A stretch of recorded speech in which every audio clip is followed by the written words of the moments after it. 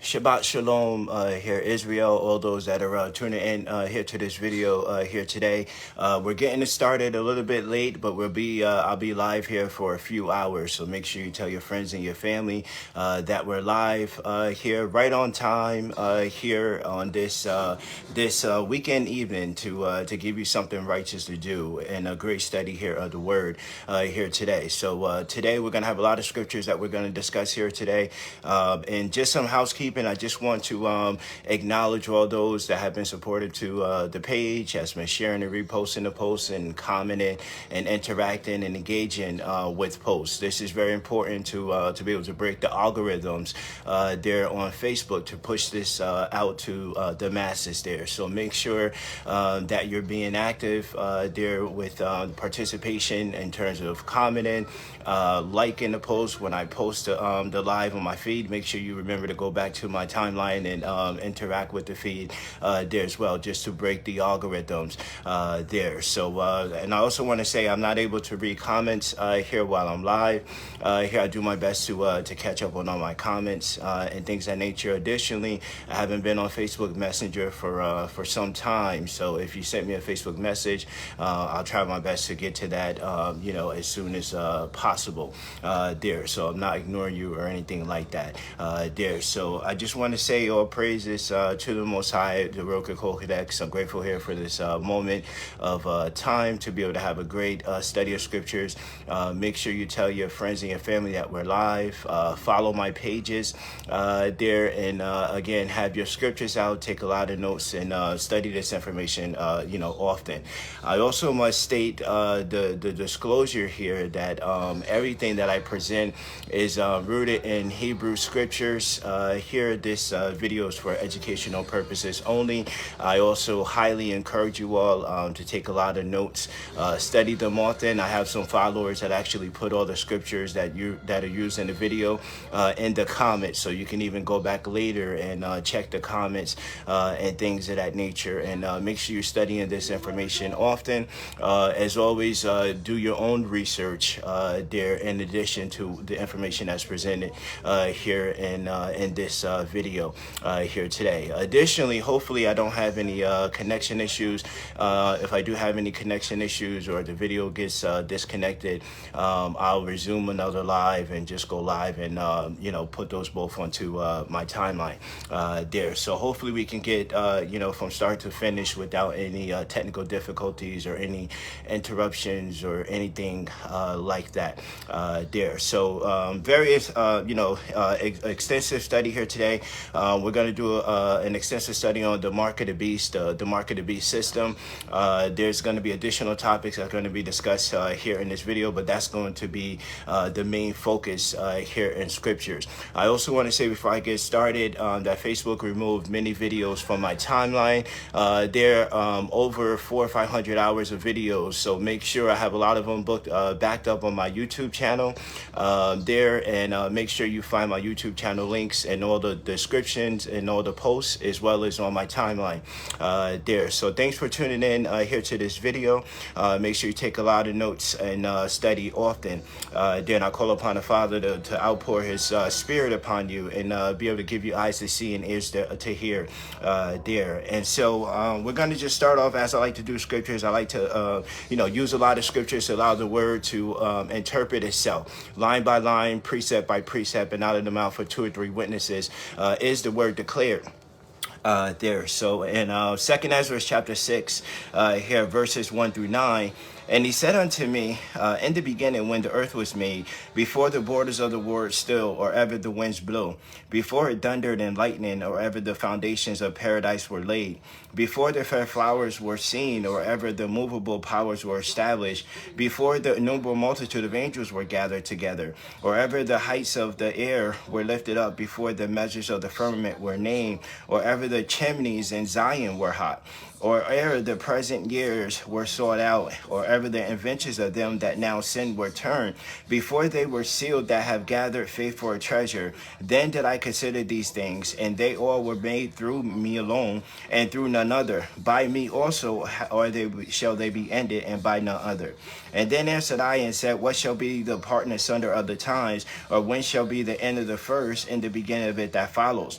And he said unto me, from Abraham unto Isaac, when Jacob and Esau were born of him, Jacob's hand held first the heel of Esau, for Esau is the end of the world, and Jacob is the world that follows. There. And so we have reached the consummation of times, when the times of the Gentiles are being fulfilled, which also means this is the time when Esau is ruling over the earth. This is coming to completion, and Jacob inherits his birthrights there.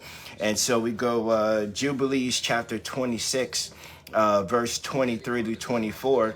And may Yahuwah give you the dew of the heaven and of the dew of the earth, and plenty of corn and oil, and let nations serve you, and all peoples bow down to you, and be ruler over your brethren, and let your mother's sons bow down to you. And may all the blessings whereof Yahuwah has blessed me and blessed Abraham, my father, be imparted to you and to your seed forever.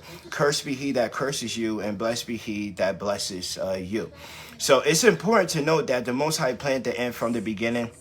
And he also assigned predestination upon Jacob and Esau. There he communicated his plans to his servants, the prophets, which are all Hebrew Israelites there. And Moses was selected by the Most High to give the Torah laws and the commandments, the precepts, the statutes, the judgments, the ways of the Most High that guides every aspect of our daily life, which are so much more greater than just the 10 commandments there. Those are just the laws that all laws and commandments hang upon there. And so Moses was a Hebrew Israelite from the priestly tribe of Levi. And Moses was taken to the mount of the Most High and wrote of how one can choose life and be saved from eternal damnation and suffering there, aka this tribulation that's coming here to the earth here. And so Jubilees chapter 1 here, starting in verse 1. And it came to pass in the first year of the exodus of the children of Israel out of Egypt, and the 3rd month on the 16th day of the month, that Yahuwah spoke to Moshe, saying, come up to me on the mount, and I will give you 2 tables of stone of the Torah and of the commandment, which I have written you, that you may teach them. And Moses went up on the mount of Yahuwah, and the splendor of Yahuwah abode upon Mount Sinai, and a cloud overshadowed it 6 days. And he called to Moshe on the 7th day out of the midst of the cloud, and the appearance of the splendor of Yahuwah was like a flaming fire on the top of the mount. And Moshe was on the mount for 40 days and 40 nights. And Yahuwah taught him the earlier and the later history of the division of all the days of the Torah and of the testimony. And he said, incline your heart to every word which I shall speak to you on this mount, and write them in a book, in order that their generations may see how I have not forsaken them for all their evil which they have wrought, and transgression the covenant which I established between me and you, and for their generations this day on Mount Sinai. And thus it will come to pass, when all these things come upon them, that they will recognize that I am more righteous than they in all their judgments and all their actions, and they will recognize that I have been truly with them. And do write yourself all these words which I declare you unto this day, for I know their rebellion and their stiff neck, before I bring them into the land of which I swore to their fathers, to Abraham, Isaac, and Jacob, saying, unto your seed will I give a land flowing with milk and honey. That's referencing sub-Sahara Africa there. And they will eat and be satisfied, and they will turn to strange gods, to gods which cannot deliver them from all of their tribulation. And this witness shall be heard for a witness against them, for they will forget all my commandments, even all that I command them, and they will walk after the Gentiles, and after their uncleanliness, and after their shame, and will serve their gods, and these will prove unto them an offense and a tribulation and an affliction and a snare. And many will perish, and they will be taken captive. and will fall into the hands of the enemy, because they have forsaken my ordinance and my commandments, and the festivals of my covenant, and my Sabbath, and my Kodesh place which I have hallowed for myself in their midst, and my tabernacle and my sanctuary which I have hallowed for myself in the midst of the land, that I should set my name upon it, and that it should dwell there. And they will make to themselves high places and groves and graven images, and they will worship each his own graven image, as to go astray, and they will sacrifice their children to demons and to all the works of the errors of their hearts. And I will send witnesses unto them, and that I might witness against them, but they will not hear, and will slay the witnesses also. This is what a lot of people are doing today when you start speaking truth to them. And they will persecute those who seek the Torah, and they will abdicate and change everything as to work evil before my eyes. And I will hide my face from them, and I will deliver them into the hand of the Gentiles for captivity and for a prey and for devouring. And I will remove them from the midst of the land, and I will scatter them amongst the Gentiles. And they will forget all my Torah and all my commandments and all my judgments, and will go astray as to new moons and Sabbaths and festivals and jubilees and ordinances. And after this they will turn to me from amongst the Gentiles with all their heart and with all their soul and with all their strength. And I will gather them from amongst the Gentiles, and they will seek me so that I shall be found of them, when they seek me with all their heart and with all their soul. And I will disclose to them abounding shalom with righteousness, and I will remove them the plant of uprightness with all my heart and with all my soul, that they shall be for a blessing and not for a curse. Let's talk about the curses being removed when you turn to the Most High. And they shall be the head and not the tail there. And I will build my sanctuary in their midst, and I will dwell with them, and I will be Yahuwah, their sovereign ruler, and they shall be my people in truth and righteousness. And I will not forsake them nor fail them, for I, Yahuwah, am their sovereign ruler there. So what I want to add here is that we have been deceived by the Gentiles there. And since we're in the time of the Gentiles, we must also understand that the Gentiles do not have the same Father or the same gods that we have. The Hamashiach is the son of the highest Elohim, and Jacob is written down as his firstborn, the seed of the covenant. This is important to note, because our Father is the Elohim of creation, and he is the highest. And if you study the book of Revelations, when the Father returns, he is not being worshipped, as Satan deceived the world into worshiping him as God Almighty. And this is the underlying theme of Isaiah chapter 14 and Ezekiel chapter 28. And I also want you to study Jubilees chapter 12, which explains how the language of creation was Hebrew, and the books are all written in Hebrew as revealed to our forefather Abraham. And study Jubilees chapter 15, how the Most High never dealt with the Gentiles, and he alone deals with Israel. And so the enemy did a number on us. He tricked us into worshiping his Gentile gods, such as Yahweh, Jesus, Allah, Amen-Ra, Osiris, Horus, etc. And this is what Jubilees chapter 1 is revealing, that in the end times, that the Israelites will be worshiping the gods of the Gentiles, aka gods of wood and gods of stone, gods that were used by our father to curse Jacob until the Hamashiach appeared in the end times to be the first fruits of the resurrection of the dead.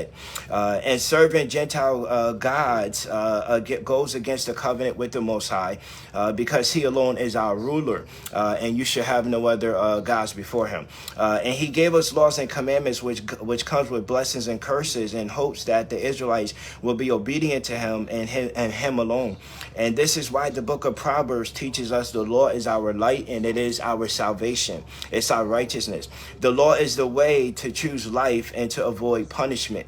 We must remove all marks of the beast, which comes in our forehead and our thoughts and our hands, our actions there. And so 2nd Ezra chapter 7, verse 17 through 25. And then answered I and said, O Yahuwah, thou bearest rule. Thou hast ordained in thy law that the righteous should inherit these things, but the ungodly should perish. Nevertheless, the righteous shall suffer straight things, and hope for the wide, for they have done wickedly, have suffered the straight things, and and yet shall not see the wide. Here. And he said unto them, there is no judge above Elohim, and none that have understanding above the highest. For there be many that perish in this life, because they have despised the law of Elohim that is set before them. For Elohim have given straight commandment to such as came, what they should do to live, even as they came, and what they should observe to avoid punishment. Nevertheless, they were not obedient unto him, but spoke against him, and imagined vain things, and deceived themselves by their wicked deeds, and said of the Most High that he is not, and knew not his ways. But his law have they despised, and denied his covenants and his statutes. And this is what's done in religions and secret societies and masonry and such. And his statutes have they not been faithful, have not performed his works. And therefore, as were for the empty or empty things, and for the full or full things there.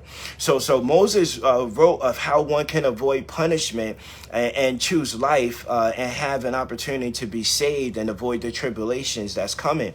And such Moses also wrote of the Torah, and in the Torah Moses also wrote of the Hamashiach, the Torah that was going to be made flesh, the light of the world, the prototype. Enoch says the Son of Man, or the Hamashiach, is the prototype of human beings there. And so John chapter 5 verse 43 through 47, I am come in my Father's name, and you received me not. So Yahusha came in the name of Yahuwah Elohim, and Jesus Christ came in his own name. There, Yahusha came in the name of the Torah, the laws and the commandments. Jesus came with Christianity and lawlessness. There, so I am come in my Father's name, and you receive me not. If another shall come in his own name, him you will receive. How can you believe which receive honor one from another, and seek not the honor that cometh from Elohim only? Think about all these people that are trying to please the masses, trying to fit in, trying to be agreeable, trying to, do the unspeakable there, and rather than seeking the honor that cometh from Elohim only. Do not think that I will accuse you to the Father. There is one that accuses you, even Moses, in whom you trust. For had you believed Moses, you would have believed me, for he wrote of me. But if you believe not his writings, how shall you believe my words? There. And then in John chapter 5 verse 37, and the Father himself which has sent me hath borne witness of me. Ye have neither heard his voice at any time, nor seen. Okay, so I'm having technology issues. If my the live goes off, I'm gonna just start another live, but hopefully we can get from start to finish there without any interruptions there. So what the Hamashiach is saying, John chapter 5 verse 37, is that you neither heard the voice of the Father at any time, nor seen his shape there. And so I want you to hold these precepts in mind during our study here today, because we're discussing marks of the beast and there, your thoughts, your actions, and from scripture we know the beast attempted to hold himself as God Almighty, and this goes for both the Old and the New Testaments there. And so in the Old Testament you have the God Yahweh, which is a false representation of the Father there, and in the New Testament you have the God Jesus Christ, who's said to be the Son of Yahweh there, which is another false representation of the actual Son of Man, or the Messiah, or the Hamashiach there. And so in English translations you have the word Lord there. So I want you to recognize when you read in Genesis chapter 1, you have the word Elohim, or the word God there. And then Genesis chapter 2, you have the word Lord God, the Lord your God there. So it's distinguishing a hierarchy in the heavens there, where the Most High sits on the top there, and the Lord is under the Most High. And so what the Hamashiach is telling you is that he is the Lord mentioned in the Old Testament books there. He's the right hand of the Father that hides himself and uses his Son to do his works there. Yet Yahweh, Amen, Ra, Osiris, etc., they all claim the same identity. One precept to gather is Hamashiach is the right arm of the Father who hides himself, and he only appears at the beginning and at the ending of each age there. And this is how Satan deceived the world with the fallen angels into worshiping them as gods, and giving given us their marks of the beast, which are in our thoughts and actions there. And so Isaiah chapter 45, verse 17, verily thou art an Elohim that hideth thyself, O Elohim of Israel, the Savior there. And something happened here in Exodus chapter 20 and the giving of the laws and the commandments there. And so Exodus chapter 20 verses 1 through 20 there. And Elohim spoke all these words, saying, I am the Yahuwah thy Elohim, which I brought thee out of the land of Egypt, out of the house of bondage. Thou shalt have no other gods before me. Thou shalt not make unto thee any graven image or the likeness of anything that is in the heaven above, or that is in the earth beneath, or that is in the water under the earth. Thou shalt not bow down thyself to them, nor serve them, for I, the Yahuwah thy Elohim, am a jealous Elohim, visited the iniquity of the fathers upon the children unto the third and fourth generation of them that hate me, and showing mercy unto thousands of them that love me and keep my commandments. Thou shalt not take the name of the Yahuwah thy Elohim in vain, for the Yahuwah will not hold him guiltless that taketh his name in vain. Remember the Sabbath day to keep it holy. 6 days shalt thou labor and do all thy work, but on the seventh day, on the Sabbath of the Yahuwah thy Elohim, shall not do any work, thou, nor thy son, nor thy daughter, thy manservant, thy maidservant, nor the cattle, nor the stranger that is within the gates. For in 6 days the Yahuwah made heaven and the earth, the sea and all that is in them, and rested on the seventh day.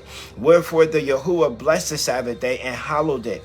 Honor thy father and thy mother, that thy days may be long upon the land which the Yahuwah thy Elohim giveth thee.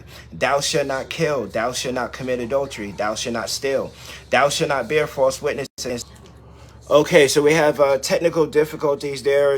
Just bear with me. I'm going to try to get through this video here. And so, and all the people in verse 18 here, and all the people saw the thunderings and the lightnings and the noise of the trumpet and the mountain smoking. And when the people saw it, they removed and stood afar off.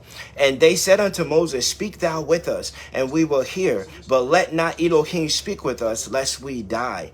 And Moses said unto the people, fear not, for Elohim is come to prove you, and that his fear may be before your faces, that you sin not. And sin is a transgression of the law and the commandments there. So in Exodus chapter 20 verse 19, the Israelites told Moses, don't let the Most High speak with us, but you, Moses, speak with us, and we will hear you. So what this means in plain speech is the law is the law.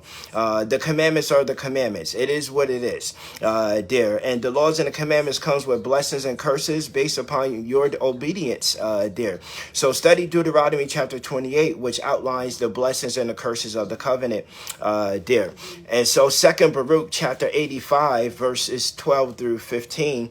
For behold, Yahuwah the Most High will cause all these things to come. There will not be an opportunity to repent anymore, nor a limit to the times, nor a duration of the periods, nor a change of rest, nor an opportunity to prayer, nor sending up petition, nor giving knowledge, nor giving love, nor opportunity of repentance, nor supplicating for offenses, nor prayers of the fathers, nor intercessions of the prophets, nor help of the righteous. There is the proclamation of judgment to corruption, regarding the way, to the fire, and to the path that leads to the glowing coals. Therefore there is one Torah by one world, and an end to all those who exist. And so you're not going to be able to petition the Most High or win salvation by your tears and your prayers. You're not going to win salvation by praise and worship and religions, which is why they sell you religions, because that's what the religions are all about there. Ceremonial energy harvesting there. They are highly compartmentalized and strategic soul traps there. And they're rebellious and lawless against the Most High. They're not about teaching the complete and full word of the Most High, free from the doctrines of man. The word of the Most High was started and ended in Hebrew. They don't teach you how to choose life and avoid punishments, as what was communicated to Moses and taught by the Hamashiach there. So the only way you could choose life and avoid punishments is to obey the laws of Moses there, because that's how the Most High is relating to his people, because his own people didn't want to hear his voice. Rather, they chose Moses there. And when the Israelites became disobedient to the extent that curses of the covenant are used to punish them, the Most High raises our enemies to punish us, just as he's done during our 70 weeks of Daniel, and just as he's doing in the final 7 years there. And this is where Esau comes in. The end times are about Jacob and Esau there. Genesis chapter 3, verse 15. Genesis chapter 25. And 2nd Ezra chapter 6 there. So the end times are about Jacob and Esau, as the Most High doesn't deal with the Gentiles and gave them Satan and the fallen angels as their gods there. And so Jubilees chapter 15, verses 30 to 32. And for Ishmael and his sons and his brothers and Esau, Yahuwah did not cause to approach him. And he chose them not because they are the children of Abraham, because he knew them. But he chose Israel to be his people, and he sanctified and gathered it amongst all the children of men. For there are many nations and many peoples, and all are his. And over all he has placed spirits and authority to lead them astray from him. But over Israel he did not appoint any malak or spirit, for he alone is their ruler, and he will them and require them at the hand of his malachim and his spirits, and at the hand of all his powers, in order that he may preserve them and bless them, and that they may be his and he may be theirs from henceforth and forevermore. And so this is very key to understand. This is why in the book of Amos chapter 3 it says, the Most High only punished Jacob because you only have I known out of all the families on the earth. There are people that's above all the peoples upon the earth. So the scriptures are all about one nation. Okay, so we're back. We're still having these connection issues. I apologize with that. So the end times are about, one nation, Jacob, the covenant, the firstborn of the Most High. He's written them down as his sons. There, read Romans chapter 9, verse 4 there. And so the end times are playing out not through religions, but through two bloodlines that are on the earth right now. That is the bloodline of Jacob through Shem, and that's the bloodline of Esau from the seed of the serpent there. And so let's look at the predestination of Esau, and then we'll tie this in. And Jubilees chapter 26 verses 33 through 35. And Esau lifted up his voice and wept. And Isaac answered and said to him, Behold, far from the dew of the earth shall be your dwelling, and far from the dew of heaven from above. And by your sword will you live, and you will serve your brother. And it shall come to pass, when you shall become great, and do shake his yoke from off your neck, you shall send a complete sin unto death, and your seed shall be rooted out from under the earth, from the heaven. And Esau kept threatening Jacob because of the blessing whereof his father blessed him. And he said in his heart, May the days of mourning my father now come, so that I may slay my brother Jacob there. So I want you all to start studying Jubilees and Jasher, which expands upon the history that's revealed in Genesis, the condensed history. So to get the full story, you got to get into Jubilees and Jasher. And so it's clear as day who Esau is, just based upon his thoughts and his action, his marks there. Just as it's clear how to identify Jacob there. So Deuteronomy chapter 28 here, verse 36 through 37. The Yahuwah shall bring thee and thy king, which thou shalt set over thee, unto a nation which neither thou nor thy fathers have known. And there shalt thou serve gods, other gods of wood and stone. And thou shalt become an astonishment, a proverb, and a byword amongst all the nations, whether the Yahuwah shall lead thee. And verse 45, Moreover, all these curses shall come upon thee, and shall pursue thee and overtake thee, till thou be destroyed, because thou hearkenest not unto the voice of thy Yahuwah thy Elohim, to keep his commandments and his statutes which he commanded thee. And they shall be upon thee for a sign and for a wonder, and upon thy seed forever. So at the appearance of the Hamashiach, the Israelites of the book will be wearing the curses of the covenant of Deuteronomy chapter 28. They won't be ruling the earth at the time. They'll be under the oppression of Esau and the Gentiles there. And so in plain language, your disobedience to the Most High laws and commandments brings curses of Deuteronomy chapter 28, and he uses our enemies to punish us, which also means the only way to defeat our enemies is to have obedience to the Most High. He is our Savior alone. And then he would remove our enemies from power by judging them with his wrath there. Daniel reveals it is the Most High who raises kings to their thrones there. And the Most High is removing all the kings of the earth in these end times, times to raise forth his Hamashiach there, and 144,000 which will rule the earth, with Israelite there. And if you study scriptures, it's clear that our enemies are the Gentiles, and they are Esau, the Edomites there. Esau was created to fulfill all evil on the earth, and then his seed is to be removed from the earth in judgments there. And so Revelation chapter 2 verse 9, I know thy works in tribulation and poverty, but thou art rich. And I know the blasphemy of them which say they are Jews and are not, but are in the synagogue of Satan there. This is why DNA testing is illegal in the land of Israel today. So what's happening is the Jews are calling themselves the priestly and the kingly tribes of Judah.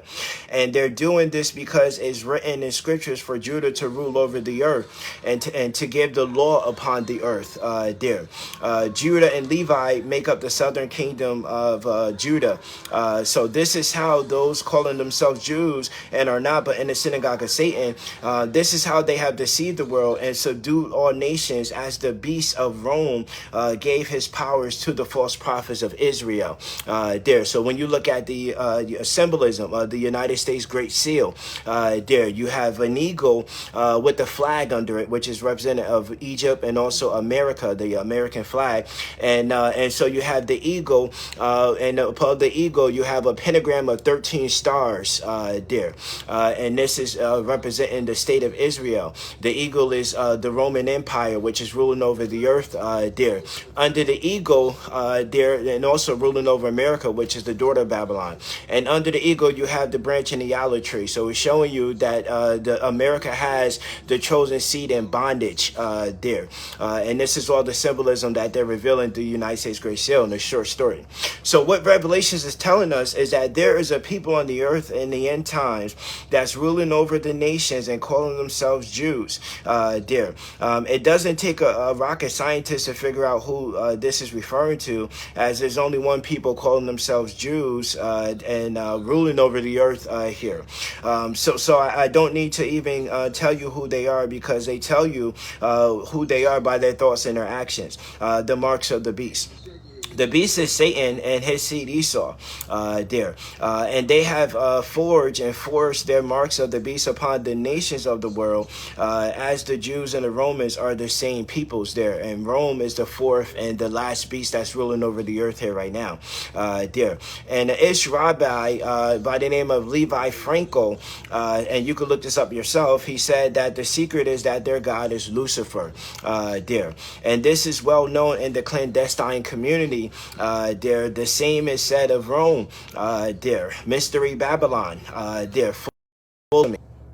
Okay, we're back live again. I just keep getting that message here. Just bear with me. We'll be live for a few. So Rome is the mother to the churches and religious institutions of the world today. They're not ancient. They only date like 2,000 or so years ago. So pagan Rome became papal Rome. They studied Constantine in the early stages of the Roman Empire there. So they're telling you that Lucifer was the hidden god behind all religions, even though you call on Yahweh, Jesus, Allah, etc. So don't believe me. Do your own research there, and then also note how the Masonic square and compass is the same as the sigil of Lucifer, and notice how the sigil of the Baphomet, S-I-G-I-L, of the Baphomet is the same. Okay, yeah, they're really fighting, to not let this information in this video go out. You have no idea what I did just to even, compose the download of this there, So what's happening here? Let me just, the Rabbi Levi Frankel said that their secret god is Lucifer, and this is well known in the clandestine world. The same is said of Rome, and Rome is the mother to the churches and religious institutions in the world today there. So what I want you to do is I want you to study how the Masonic square and compass is the same as the S-I-G-I-L, the sigil of Lucifer. These are kind of like magic and sorcery of how you're harvesting energy and manifesting it to this world, opening portals and things of that nature. They're using symbols and signs and things of that nature. And also notice how this SIGIL, the sigil of the Baphomet, is the same as the Eastern Star logo there. So they cover Esau, and the seed of the woman is Jacob there. Jacob is the son of the highest. And so now we know here the warning in Revelation chapter 2, verse 7, and then in Revelation chapter 3, verse 7 through 9, and also in Jubilees chapter 26 about a people calling themselves Jews and are not, but they're in the synagogue of Satan. They're ruling over the earth until Hamashiach comes to remove them from power there. So let's see how they can explain. Okay, so we're back here. They're really giving a hard time with this. I thank you for bearing with me here, dear. So let me see where we're at here, dear. So let's see how they can explain this, because they're calling themselves Judah, the kings and the priests of the Most High, and they're ruling over of this so-called land of Palestine there, which is not the biblical promised land of Shem there. So 2nd Ezra chapter 6 verse 54 through 59, and after these Adam also, whom thou madest Lord over thy creatures, of him come we all, and the people also whom thou hast chosen. All this I have spoken before thee, O Yahuwah, because thou madest the world for our sakes. As for the other people which also come of Adam, thou hast said that they are nothing. Okay, so I figured let me move around for a second. Okay, yeah. So the connection here this evening is really, really horrible, but this is a very important message that I want to get out and for you to share. So what he is saying here is that you can't have it both ways. They can't call themselves Jews and be ruling over the earth when Scripture states the Jews will be in bondage to their enemies, serving their gods of wood and stone. There, this is also what Genesis chapter 15 talked to Abraham, to know that your children.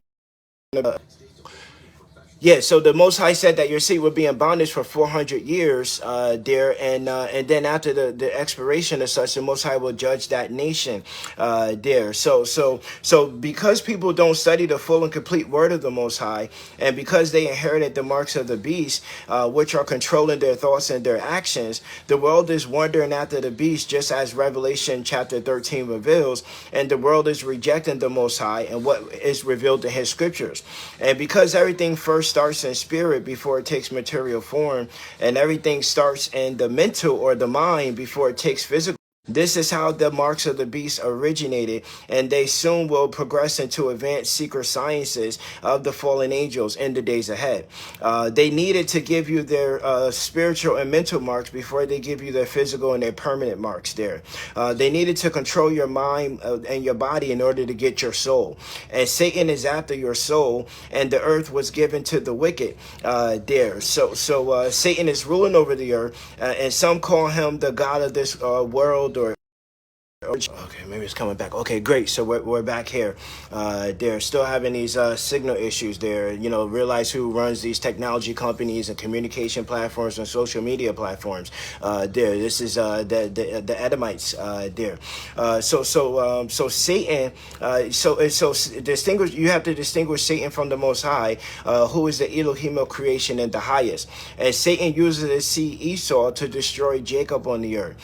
That's the hidden agenda behind every thought and action of Esau.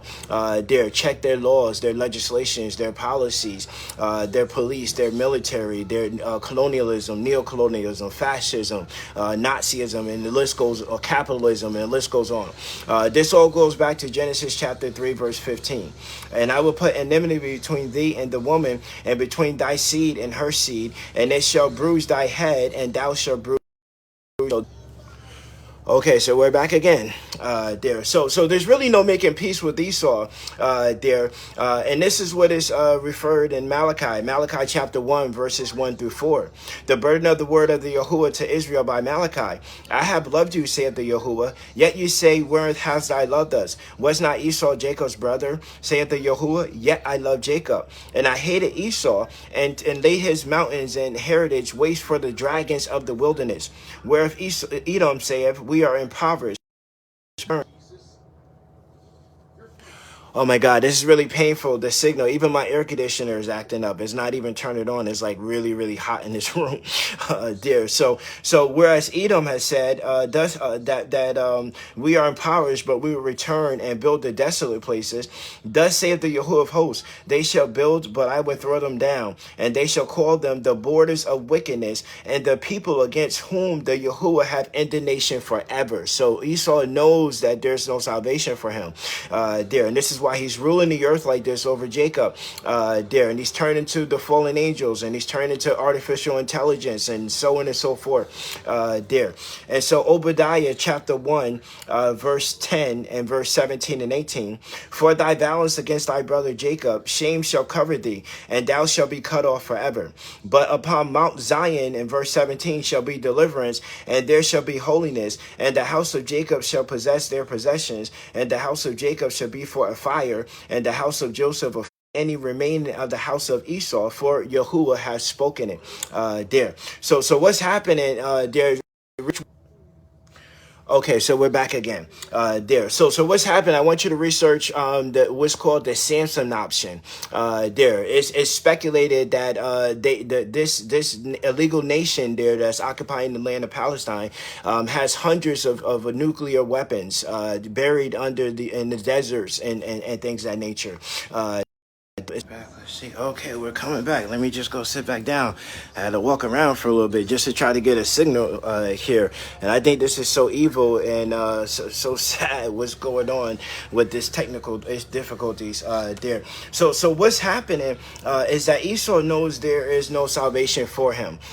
He also sees signs of his seed disappearing from the earth there, as we're seeing less of them being born each year, and their population is declining. All over Europe, the populations are on mass decline, even over in Asia there. And they force you to intermarry with everyone but yourself and your own kind, because they seek to use eugenics and gene therapies to water down, whitewash, and destroy the seed of Jacob there. This is how the enemy has been conquered us throughout the years there. Look at Egypt, look at what happened with Babylon, look at what happened all over Europe there. Look what happened with the Moors there, and who ruled over those lands there. Look what's happened in the Americas, especially South America there. And so this is how they do it. This is why we see more Israelites engaging in interracial marriages than marrying other, aka blacks there. And they also do this because it's a violation of the laws and the commandments of the Most High, as he sees this as an abomination, aka marks of the beast there. Jubilees chapter 30 verse 11. And do Moshe command the children of Israel and exhort them not to give their daughters to the Gentiles, and not to give their sons to any of the daughters of the Gentiles, for this is an abomination before the Yahuwah there.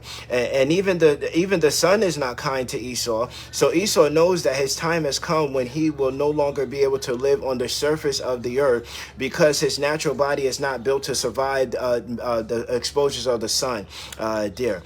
Check the Greys and the reptilians who live in hollow earth and in caves and caverns and mountains there.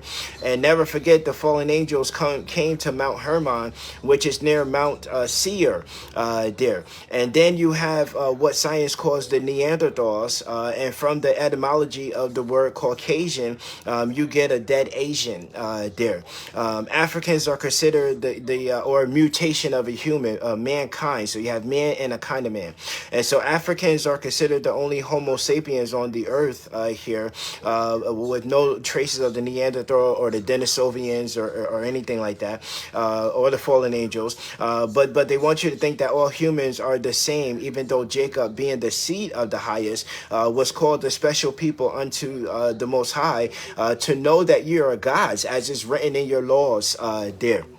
And this is why they work so hard against us to keep us suppressed and conditioned in the mind and our thoughts and our actions. Deuteronomy chapter 7 verse 6, for thou art a holy people unto the Yahuwah thy Elohim. The Yahuwah thy Elohim have chosen thee to be a special people unto himself, above all people that are upon the face of the earth. And so Jacob was created to rule over in heaven and the earth, even replace the fallen angels, as Satan took one 1/3 of the angels to the earth in his rebellion. And you must study the book of Enoch, as they removed his book from scriptures, because Enoch exposes the judgment on the fallen angels and Satan, and how they're still on the earth here in these days, and their seeds. So let me also explain here in the language of aliens and extraterrestrials.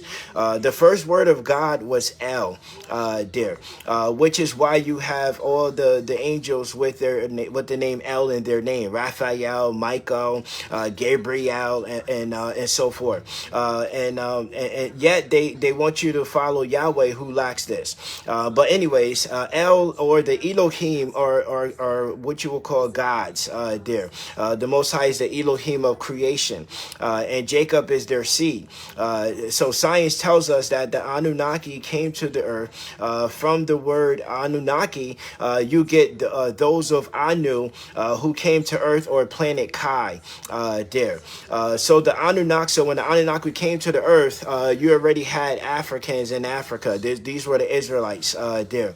So the Anunnaki are the fallen angels the scriptures speak of, and they came to earth, and they created their own species of humans. And this is where you get Cain and Esau and the Gentiles come in. And the Elohim or the Most High is coming back to judge the Anunnaki, and there's the fallen angels, the Watchers, the Nephilim, and their seeds, who were all used to punish Jacob. So I'm just trying to speak a language that's communicated to us and tie this into scriptures here. This is why science is telling us that there's a mothership called 3i Atlas approaching Earth with 7 meteorites there.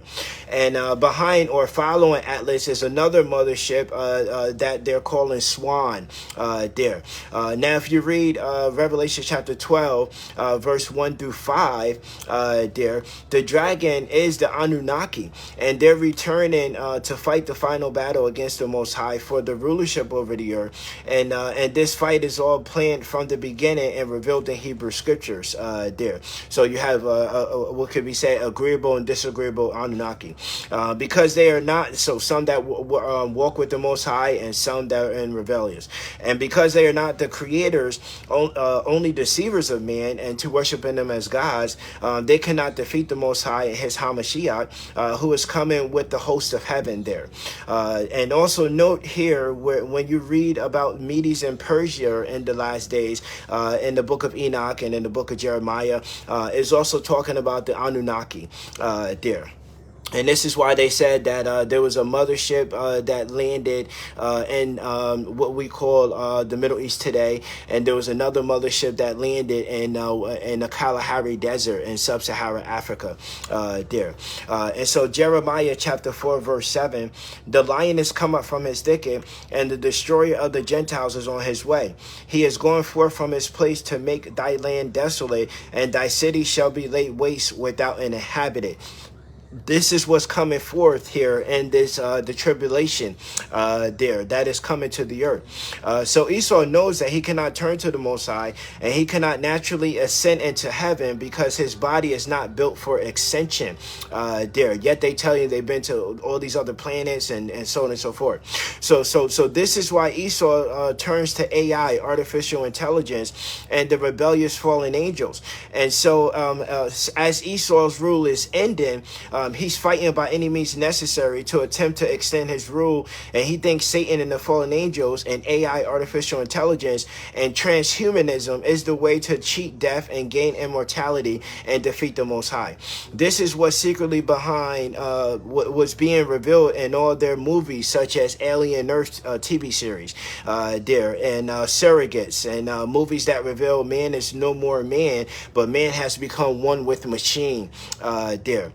So the truth is always revealed in a plain sight there. And once they connect man to machine, you become as like what can be seen as how bees and ants function there. And when you think about a gray alien, it kind of looks like, there's these ant creatures there. And you become as a hive mind, having no individual free will there. As the Greys and the reptilians, the Vril Society there, who's closely linked to Germany and the Nazis there. And then you get the word Ashkenazi there. And so where you had the word Nazi hidden in that word Ashkenazi. Their hidden God is AI, artificial intelligence, and they're heavy into sorcery, the occult, astrology magic, dark synthesis, mind control. Hence the word government means to govern your mind there. And the word religion means to rely on a jinn or rely on a demon there. They no longer trust you to think for yourself there, and they want to eliminate the thinking process, eliminate the logic and the reasoning of the brain there, close and calcify your pineal gland there, and also get you to stop fighting battles with your heart. So they want to make your heart cold there, and get rid of all your emotions and feelings and things of that nature there. And never forget that Jacob wrestled with God, and he built an altar called Peniel there, a code for the pineal gland. And Hamashiach said, if thy eye be single, it lights up the whole house. So they want to close your spiritual eyes and trap you into technology there. Check the agendas of the world billionaires there.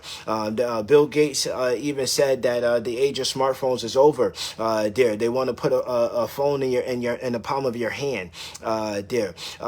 These are the Edomites. They're telling you their agenda is AI, artificial intelligence, and transhumanism, GMO. They even have robots created to replace the female womb.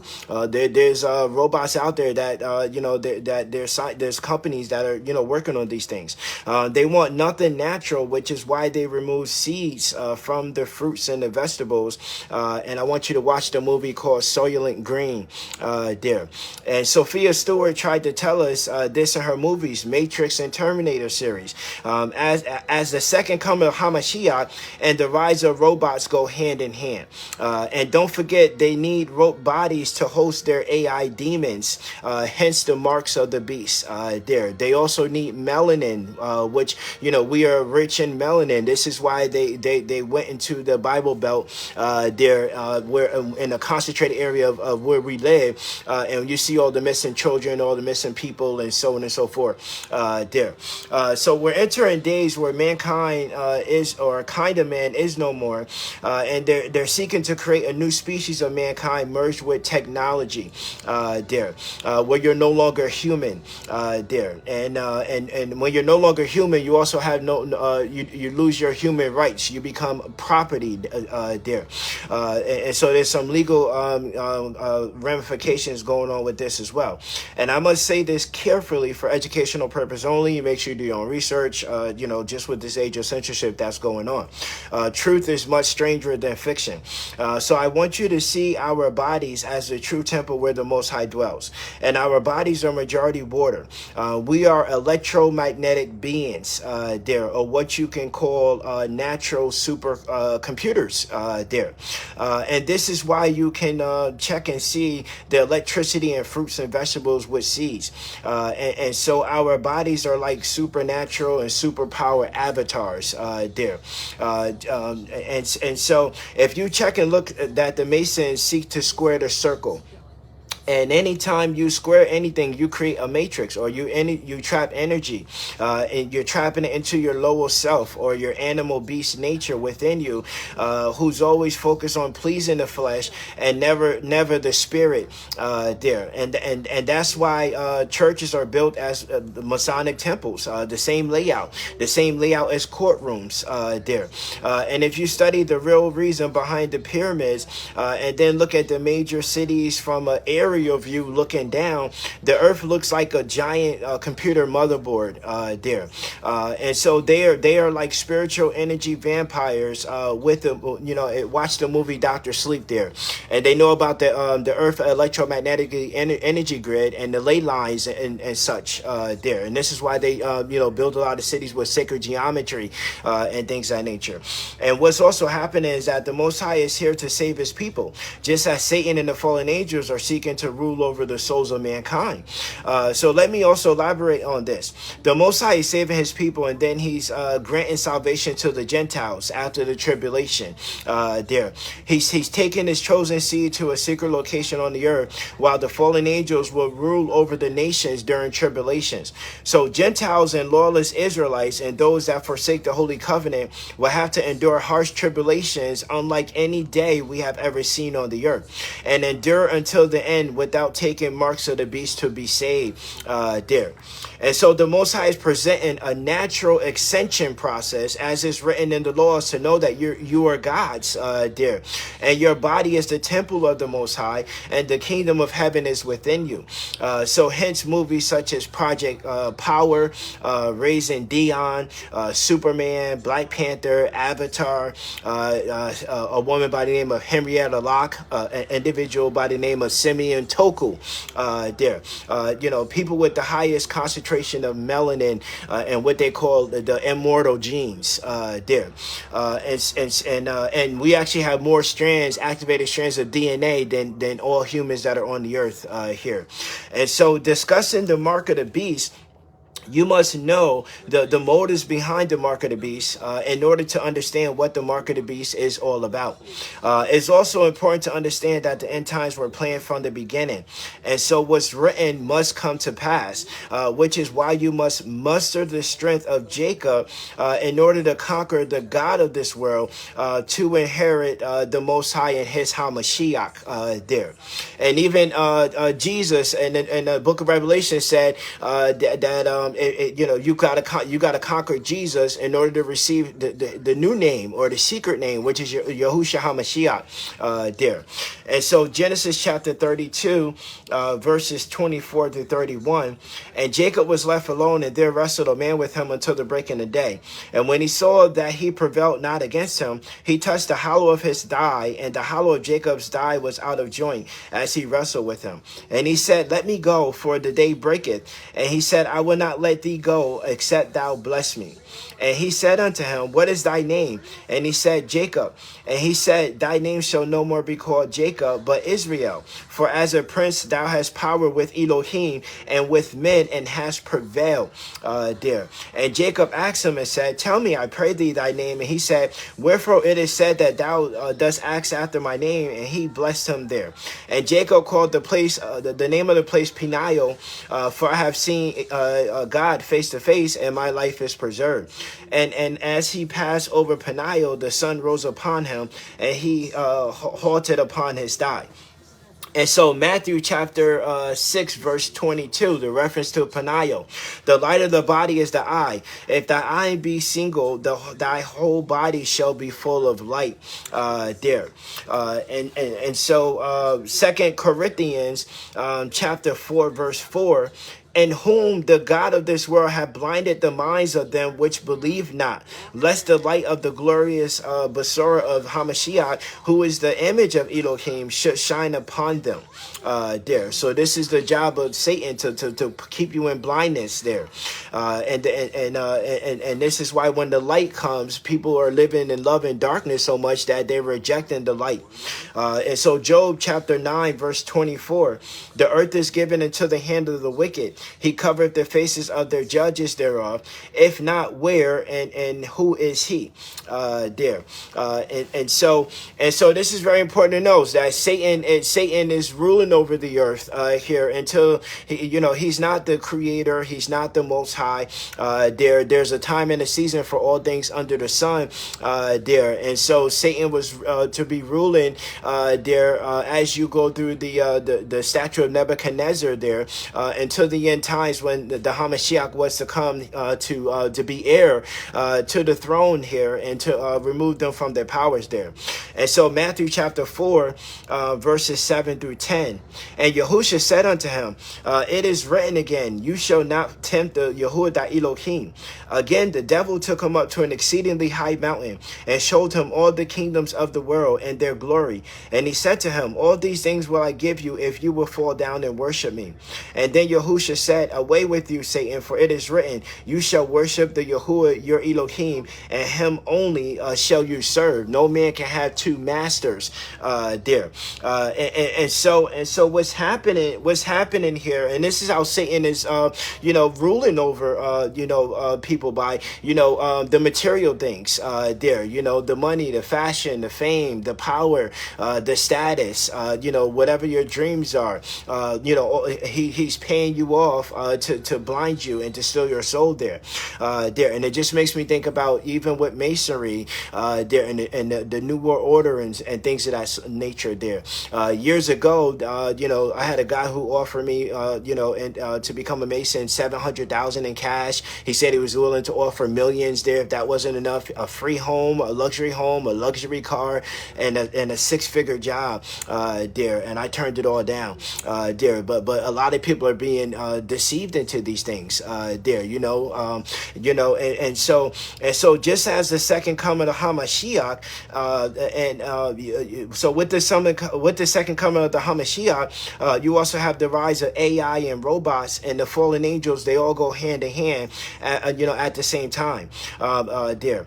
You also have at the same time the Most High is raising his chosen seed from their deep sleep curses, and they're teaching the world the truth of scriptures as they're being a light to the Gentiles. They're awakening the lost children of Israel, as they're the only that can teach the word, because that's who the Most High only deals with there.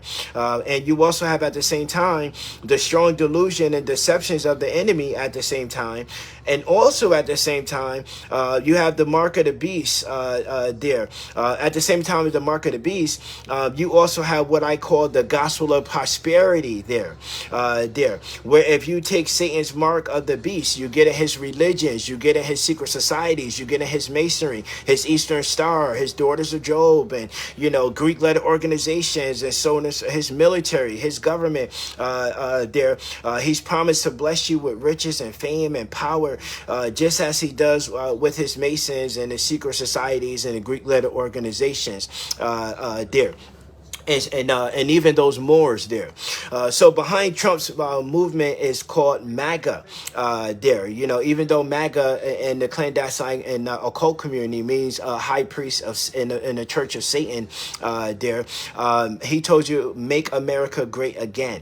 And this is also dark sentences and magic, the occult that's being used. As you say this over and over, it's energy harvesting there. But Trump and Elon Musk realize the rise of AI and robots, it means that they will replace a majority of the jobs out there, especially at a time when we see joblessness in the black community at such high levels there, pre-COVID levels, COVID levels there. So this also means that the dollar must be destroyed and a new digital currency must manifest itself there.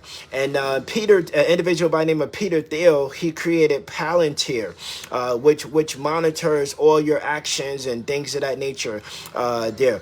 It's speculated that 5G gives access to our DNA and our minds there. It's also said even Wi-Fi there. They can even now have the technology to monitor and change your thoughts in real time. There's a lot of different projects that were in addition to Project MK Ultra there. There was many other projects that went on, and understand after World War II, a lot of the German scientists came to America, and this is where you have the CIA was created there. The Mossad was created, the KGB and all these other secret forces there to stop the rise of a black messiah there. So it's also speculated that China has a social credit score there. So they're building a system whereby you must take their marks of the beast or be excluded out of it. And even Bill Gates is busy with GMO and vaccines and sterilization there in Kenya there. And so it's speculated that the vaccines, and again, you got to say this carefully, do your own research for educational purposes. It's speculated that vaccines have graphene or some type of metal, in there using nanotechnology that can make your brain into a receptor scepter of signals there. And we also know that some of the vaccines have mRNA therapy, where they're manipulating with the DNA and things of that nature. So, they're constantly sending signals to the brain. And it's even speculated that those that have the mark of the beast are not considered legal humans anymore, according to the law. They're considered legal property of the corporation there. And so in all your apocalyptic movies, it reveals that there's hidden corporations that rule over the earth there. And this is how the world wanders after Satan, because of all his advanced technologies, such as cloning and soul transfers. There, he can even change your gender, hence the Baphomet, who deceived the world into worshiping him as God there. And I did a video on this Baphomet Leviathan spirit, based upon their interpretation of Genesis chapter 1 and Genesis chapter 2. They feel Genesis chapter 1, verse 26 through 27, the Adam they feel was androgynous there, made in the image and likeness of the Father, immortal and superhuman and things. And then they feel Genesis chapter 2, the sexes were split, and so the woman came out of Adam. It was said that the woman was pulled out of the rib of Adam there. So they feel like that's the evil nature that was pulled out of Adam there. And in order for Adam to redeem himself, that he has to, if you're male, you have to experience the female side. If you're female, you have to experience the male side. And this is behind a lot of their sex changes and the worship of the Baphomet there. This is also, a lot was behind the gay agenda there. It all goes back into the worship of the Baphomet there. And so Ezekiel chapter 28, and we know the Baphomet is also synonymous with Satan there. And so Ezekiel chapter 28 and verse 2 through 5, Son of man, say unto the prince of Tyrus, thus saith the Yahuwah Elohim, because thy heart is lifted up, and thou hast said, I am Elohim, I sit in the seat of Elohim, in the midst of the seas, yet thou art a man, and not Elohim. Though thou set thy heart as the heart of Elohim, behold, thou art wiser than Daniel. There is no secret that they can hide from thee. With thy wisdom and with thy understanding, thou hast gotten thee riches, and hast gotten gold and silver into thy treasures. By thy great wisdom and by thy traffic hast thou increased thy riches, and thy heart is lifted up because of thy riches. And verse 12 through 19, and it says, Son of man, take up a lamentation upon the king of Tyrus, and say unto him, thus saith the Yahuwah Elohim, thou sealest up the sum, full of wisdom and perfect in beauty. Thou hast been in Eden, the garden of Elohim. Every precious stone was thy covering, the sardis, the topaz, the diamond, the beryl, the onyx, the jasper, the sapphire, the emerald, the carbuncle, the gold. The workmanship of thy tabrets and the pipes were prepared in thee in the day that thou wast created. Thou art the anointed cherub that covereth there. I have set thee so. So what this also means is that, the God of the Elohim of creation hideth himself. Isaiah chapter 45 verse 17 there. So he's hiding himself, and what's covering him is Satan. This is what's in the scriptures there. If you're reading the scriptures at face value without the precepts and the statutes and judgments and the covenant, you're led to believe that this is a satanic book, the Bible there. That Satan is the God Almighty there. So behind Satan you have the Most High there. And so verse 14 in Ezekiel chapter 28, thou art the anointed cherub that covereth, and I have set thee so. Thou wast upon the holy mountain of Elohim. Thou hast walked up and down in the midst of the stones of fire. Thou wast perfect in thy ways from the day that thou wast created, till iniquity was found in thee. By the multitude of thy merchandise thou hast filled up the midst of thee with violence, and thou hast sinned. Therefore I will cast thee as profane out of the mountain of Elohim, and I will destroy thee, O covering cherub, from the midst of the stones of fire. Thy heart was lifted up because because of thy beauty. Thou hast corrupted thy wisdom by reason of thy brightness, and I will cast thee to the ground. I will lay thee before kings, that they may behold thee. Thou hast defiled thy sanctuaries by the multitude of thy iniquities, by the iniquity of thy traffic. Therefore will I bring forth a fire from the midst of thee. It shall devour thee, and I will bring thee to ashes upon the earth in the sight of all men, that they behold thee. And all they that know thee among the people shall be astonished at thee. Thou shalt be a terror, and never shalt thou be any more. There. And this is also tying into Isaiah chapter 14. Isaiah chapter 14, verses 4 through 7. Thou shalt take up this proverb against the king of Babylon, and say, how hath the oppressor ceased? The golden city ceased. The Yahuwah hath broken the staff of the wicked, and the scepter of the rulers. He who smote the people in wrath with a continual stroke.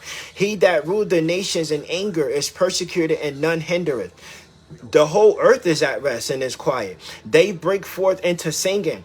In verses 12 through 17. How art thou fallen from heaven, O Lucifer, son of the morning? How art thou cut from down to the ground, which did weaken the nations? For thou hast said in thy heart, I will ascend into heaven. I will exalt my throne above the stars of Elohim. I would sit also upon the mount of the congregation and the sides of the north. I will ascend above the heights of the clouds. I will be like the Most High. Yet thou shalt be brought down to hell, to the sides of the pit. They that see thee shall narrowly look upon thee, and consider thee, saying, is this the man that made the earth to tremble, that did shake the kingdoms, that made the world as a wilderness, and destroyed the cities thereof, that opened not the house of his prisoners? There. And so when you're studying the mark of the beast, you must also study Satan and the fallen angels there. And let me also add this else here there. And 2 Baruch chapter 29 verses 1 through 4. And Yahuwah answered and said to me, that which will happen at that time bears upon the whole earth. Therefore, all who live will notice it. So these end times is going to hit the whole earth. You're not going to be able to, leave America and go to another country. You're not going to be able to, hide in a deep underground military base. You're not going to be able to, go to Hollow Earth or Antarctica or so on and so forth. It's going to happen upon the whole earth. And verse 2, for at that time I shall only protect those found in this land at that time. And it will happen that when all that which shall come to pass in these parts have been accomplished, the anointed one will be revealed, and Behemoth will reveal itself from its place, and Leviathan will come from the sea, the two great monsters which I created on the fifth day of creation, and which I shall have kept until that time, and they will be nourishment for all who are left. So at the same time as the second coming of the Hamashiach, you also have the rise of the beast system. Behemoth and Leviathan are physical monsters and creatures, just as King Kong and Godzilla and all these type of movies tell us. But they're also a new political and a new religious system there. And so now you hear people wondering after Trump and waiting for him to do to so-called defeat the cabal and usher in a new golden age there.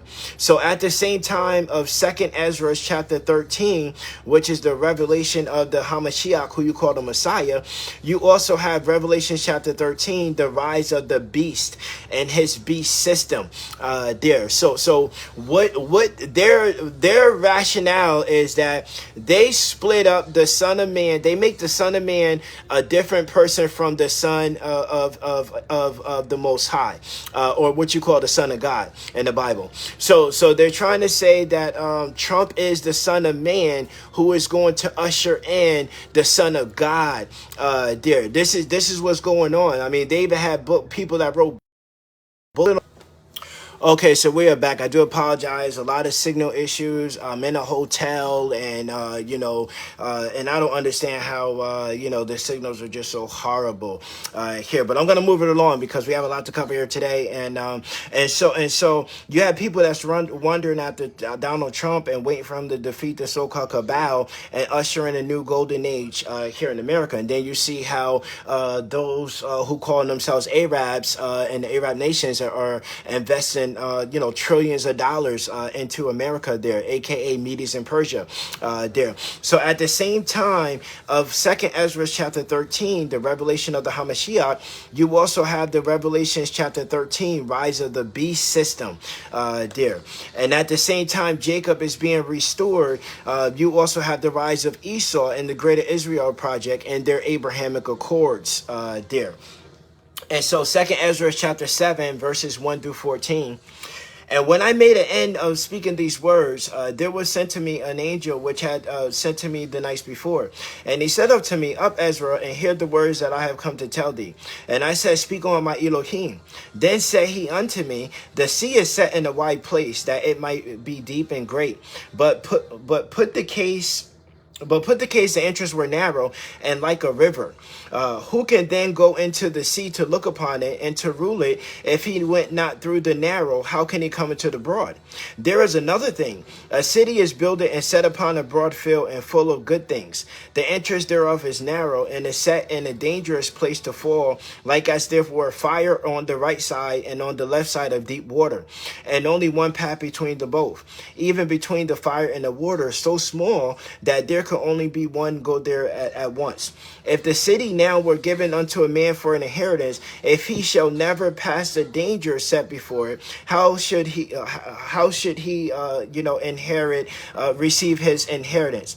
And then he said unto me, Even so is Israel's portion there, because for their sakes I made the world, and when Adam transgressed my statutes, then was decreed that now is done. And never forget about the curse of Adam in Genesis chapter 3. Then were the entrances of this world made narrow and full of sorrow and travail. They are few and evil, full of perils and very painful. For the entrances of the elder word were made wide and sure and brought immortal fruit. If then they that live labor not to enter these straight and vain things, they can never receive their inheritance there. And again, this is tying into the curse in Genesis chapter 3 on the serpent, the woman, and Adam there.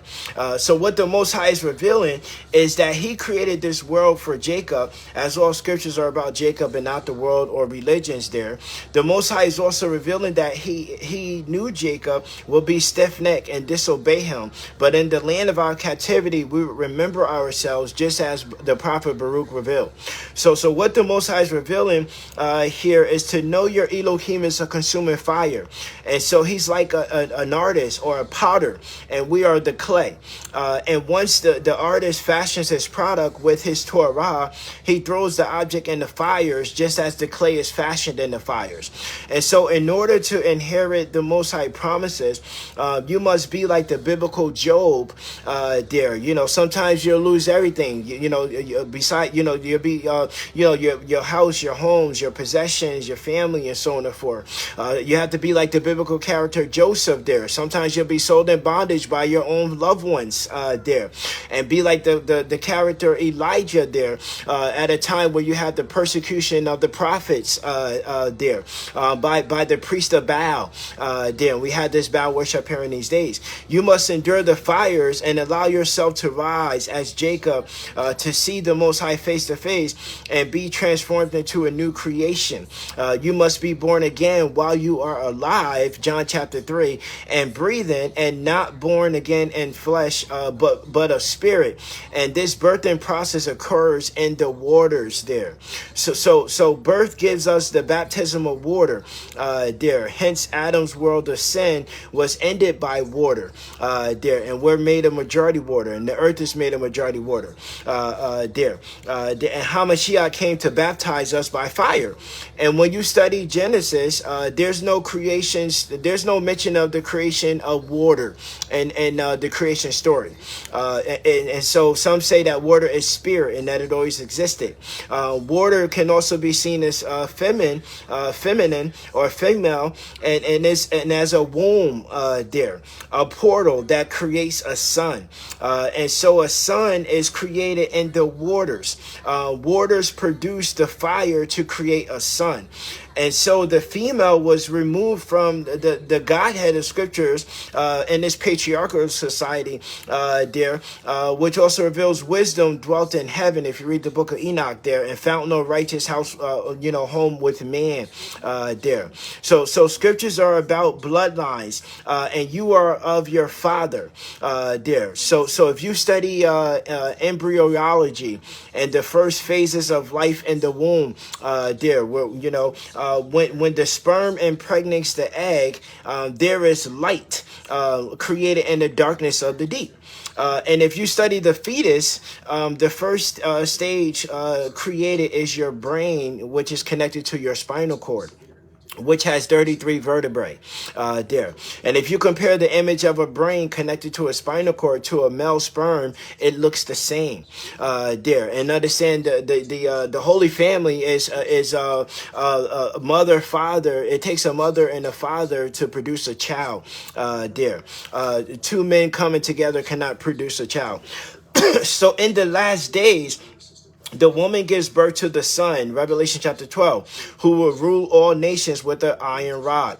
And the son brings us the royal Hakodex, which brings us divine wisdom to break the seven seals upon scriptures and to teach us about the Elohim of creation that hides himself, the highest Elohim. And Hamashiach comes to make us redeem children to the Father there. So I say all of this to say that you cannot receive the royal Hakodex, which is going to really be needed for discernment in these days, without obedience to the Father's laws and commandments and his ways. You cannot expect to walk in the light while you choose to walk in the darkness there. And so your obedience and your consciousness kind of go hand in hand. And because the Most High and the Hamashiach brings the truth that shall set us free, it's a rejected word because it goes against everything we have been taught for generations and centuries.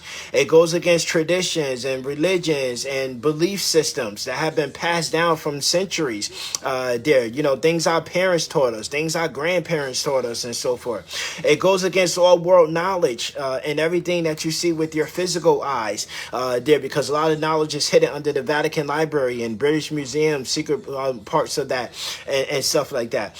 It's also it goes against it's also so great of a hidden truth that once revealed creates cognitive disassociates because it's so large of a cookie to swallow there, and because the truth will awaken you to your oppressors who are currently ruling the earth. So you're looking for a red pitchfork devil, burning in hell right now, and you're missing all of these devils that's on the earth, giving you hell on earth with much oppression there.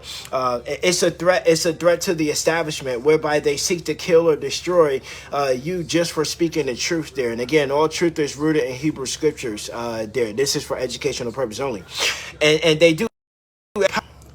Okay, so we're back. Slow connections there. I do apologize for that. We're going to try to get this through there. So they do everything in their powers to hide and suppress the truth there, and they even make you fear the truth so much that you'd rather live a lie there. They even pass made up laws to try to suppress the truth, such as all these so-called anti-Semitism laws. And they got some states now that are passing laws where if you do not support Israel there, that you could be punished, or if you speak out against Israel, that you could be punished, imprisoned, just to speak out against a foreign country there. So that's showing you the grip that Israel has over the world there. And a lot of people know when they start speaking out, look at all these athletes and entertainers, they spoke out, losing contracts and been. Okay, so we are back. So I haven't heard too many people speaking about this, but just recently, the state of Israel hosted, I believe it was like 250 Democrats and Republicans in the land of Israel there. And then watch even how a lot of them had to, bow to or kiss the Wailing Wall there. So most of our leaders are in bed with Israel there. Israel is occupying America, and it even has a lot of power and grip over Africa there, and so I say all this to say, lean not onto your own understanding, but allow the scriptures to interpret themselves by training yourself precepts, statutes, judgments, and out of the mouth of two or three witnesses is the word revealed. Stop rejecting scriptures and learn how to study them and interpret them. And I also want to add that their greatest fears is the rise of a black Messiah and rise of people that are not afraid to stand on truth there, such as like during the civil rights movement and the slave revolts and things of that nature. They know that blacks are desperate for salvation. We're desperate for leadership. We're desperate for spirituality. We're desperate for a savior, someone who's not afraid to stand for black power, and someone who reveals the hidden truths of Earth history, how blacks are the original humans on the earth. We are the people of the book called the Bible. We built every major civilization, all the pyramids. Some of us even come from the stars, from heaven to earth, just as Jubilees and the Hamashiach reveals. We are from above and they are from below. Even when you watch the Black Panther movie, it tells you how a spaceship crashed on the earth and so every superhero movie is about us. The world worships us and they want to be like us and hate us at the same time.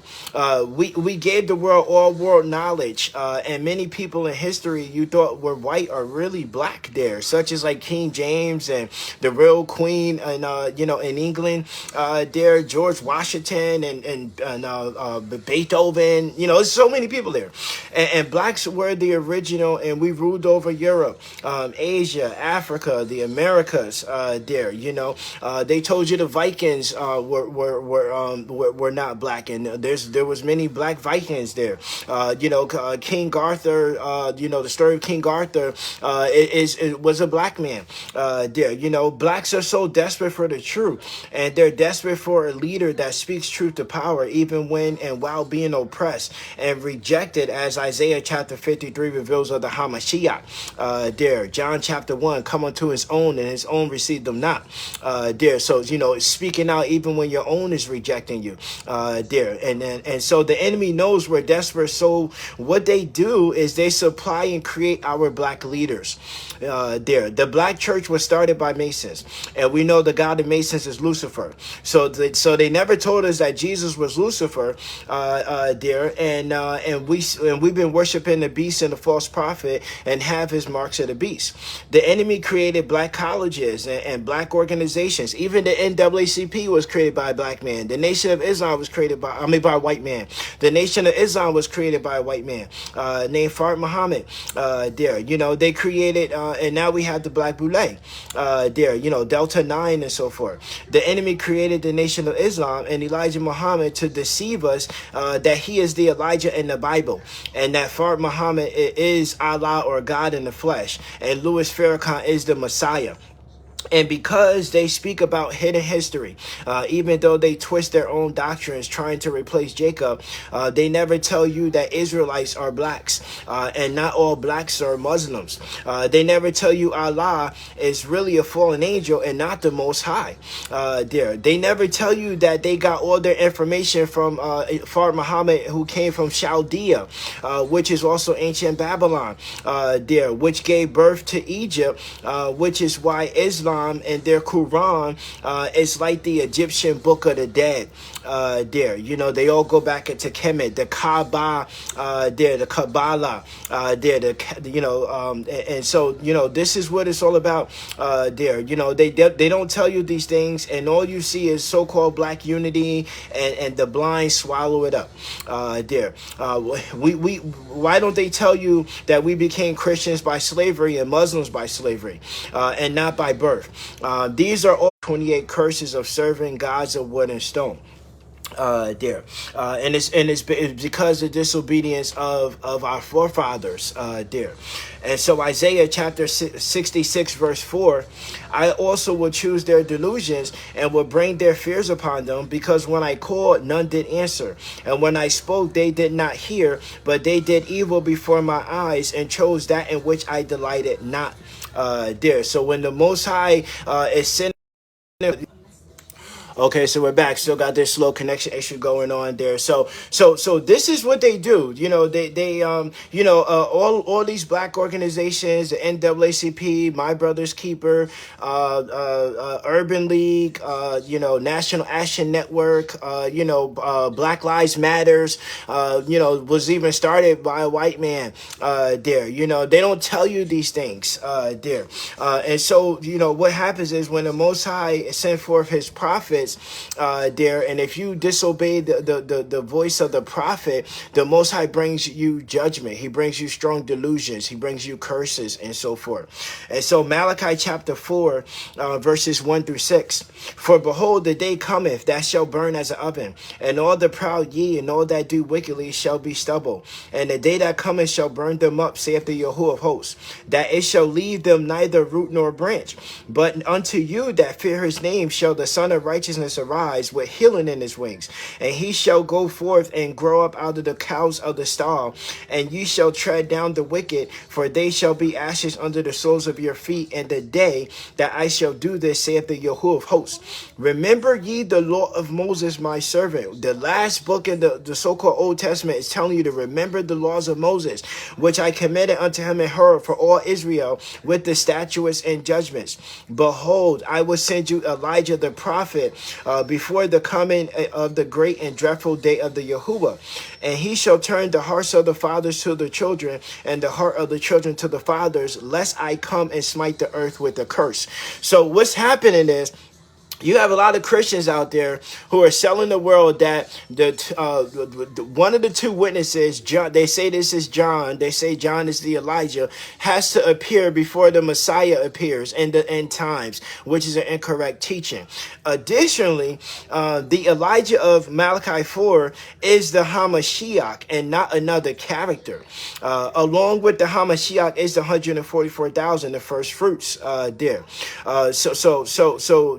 We've been teaching here for the last 7 years, trying to awaken us to remove the marks of the beast, to avoid the punishments of the Most High and his curses. But the enemy wants you to remain cursed, so he fills your pockets with money and wealth, because he knows it brings divine curses that that you would just think are just regular life struggles and not perceive them. The enemy here, he wants your mind, body, and soul, and he needs your melanin to power his artificial intelligence and his robots there, to make artificial intelligence autonomous, where it's able to think and act for itself and do whatever there. This is what the end times are about, and why they are building the largest world supercomputer in Memphis, where Elon said that their new AI god will come from there. Also study where Charles Kirk, whatever his name is, got so-called killed in Utah, the god Ptah. So when you're seeing a lot of this occult magic that's going on in the world, and he died, I believe, the same date and month that George Floyd died there. So you got to be able to see, and they use a lot of this stuff with Egypt there. A lot of these occult magic there.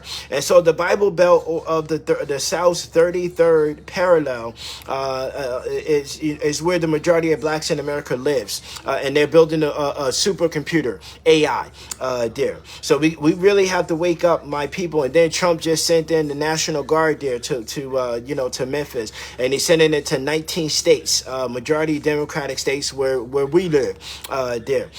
So Satan has deceived you and blinded you by his power, his money, his status, his fame, his media, his Hollywood, his celebrityhood there. And so what profits a man or a woman to gain the whole world and lose their soul there? And so Jeremiah chapter 51 verse 6, flee out of the midst of Babylon and deliver every man his soul. Be not cut off in her iniquity, for this is the time of the Yahuwah's vengeance. And he said, vengeance is mine, and he will render unto her a recompense there. And so we are to come out of mystery Babylon, or partake of her plagues and her judgments there. And time is running out to repent and seek the kingdom of heaven is at hand there. And so 2 Peter chapter chapter 3, verse 9. The Yahuwah is not slack concerning his promise, as some men count slackness, but is long suffering to us, not willing that any should perish, but that all shall come to repentance. There. This is why he gave us the time for repent and the space for repentance, which is now, which is coming to a close soon here. And so Amos chapter 3, verse 7. Surely the Yahuwah thy Elohim will do nothing unless he revealeth his secret unto his servants, the prophets. There. And so this is what has been revealed by even the prophets of old there. And even in this end time here, where the Most High said he's going to raise a prophet, like Moses here, Deuteronomy chapter 18 there. That wasn't about Joshua. That was about the Messiah there.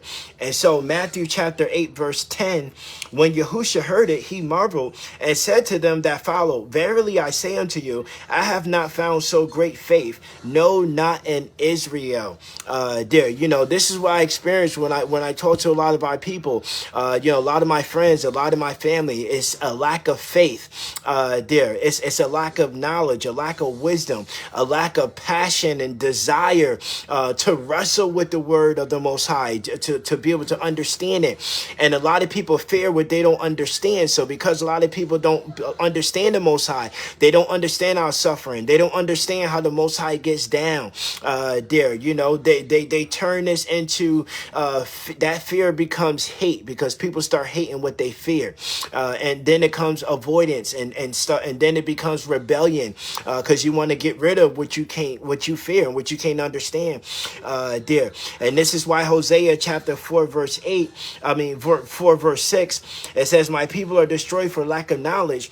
Because thou hast rejected knowledge, I will also reject thee, that thou shalt be no priest to me. Seeing that thou hast forgotten the law of thy Elohim, I will also forget thy children. There. And this is why it's very important that you have to turn to the Most High with your whole mind, body, and soul there. You have to do fasting and prayers. It says in the scriptures that some strongholds that are upon you, are only going to be removed through fasting and prayer there. And so Isaiah chapter 29 verses 10 through 13, and you got to be able to wrestle with it. You got jobs, you got family commitments, you got household chores, you got neighbors, you got distractions, you got all this drama and chaos, especially when you try to do the right thing and walk with the Most High in life. You got to walk with the Most High with a level of depth that supersedes everything that's coming at you there. And you got to be able to have the fearless faith of Elijah and the faith of Abraham to really conquer all the constant assaults of the enemy just because they rejected the Most High there. And so this is what they did. Man tampered with scriptures. It says in Enoch chapter 104 verses 10 through 14 that they would write fictitious stories and write out our scriptures on the basis of their own words and their own speech there. First Maccabees chapter 3 verse 48, it says that the heathen would open the book of the law and write the likeness of their images there. So this is what's really key there, to understand that the Bible is a sealed book. The Bible is something that you can't be trained by man to be able to understand it. You have to be trained by the Most High to understand it. And the only way the Most High is going to train you is through your obedience, through your heart, your walk with him, your passion. This is why it says only the pure in heart shall see Elohim, because you kind of have to have a love that supersedes anything, even the love of self there, to be able to deal with the consuming fire of walking with the Most High. It's not for the weak people there. And that's why you have to strengthen up and you have to put on the full armor of the Most High there. Because sometimes you really have to wrestle with this here. And Isaiah chapter 29, verse 10 through 13. For the Yahuwah have poured upon you the spirit of deep sleep, and have closed your eyes. The prophets and your rulers, the seers have he covered. And the vision is all become unto you as the words of a book that is sealed. Talking about the Bible, and which men deliver to one that is learned, saying, in seminary schools and theology schools, saying, read this, I pray thee. And he saith, I cannot, for it is sealed. These pastors don't know the truth. That's why the Most High is against the pastors. Because the Father, the Son, the covenant never established a religion and never established a church there. And so in verse 12, and the book is delivered to him that is not learned, saying, read this, I pray thee. And he saith, I am not learned. Wherefore the Yahuwah says, as so much this people draw near with me with their mouth, and with their lips do honor me, but have removed their hearts far from me, and their fear toward me is taught by the precept of men. There. And I know this is a hard thing to swallow. My grandmother served on the national board of the Church of God in Christ under Bishop E. Patterson, the late Bishop E. Patterson. Majority of my family is pastors and bishops, and even though, and you have even people that name themselves apostles. The Most High has not dealt with these people. He has not dealt with the church system. And that's why the book, the Bible is like a sealed book to them. That's why they can only stay in the concentrated books of Paul, the Pauline doctrine. They never talk about what the Messiah taught. They never get into the so-called Old Testament or the apocrypha books and rarely are they able to decode the book of Revelation there. And so we really have to wake up from our deep sleep. We have to wake up from the traps, the double traps, the triple traps. Wake up and let go of the doctrines of man, our hidden oppressors there.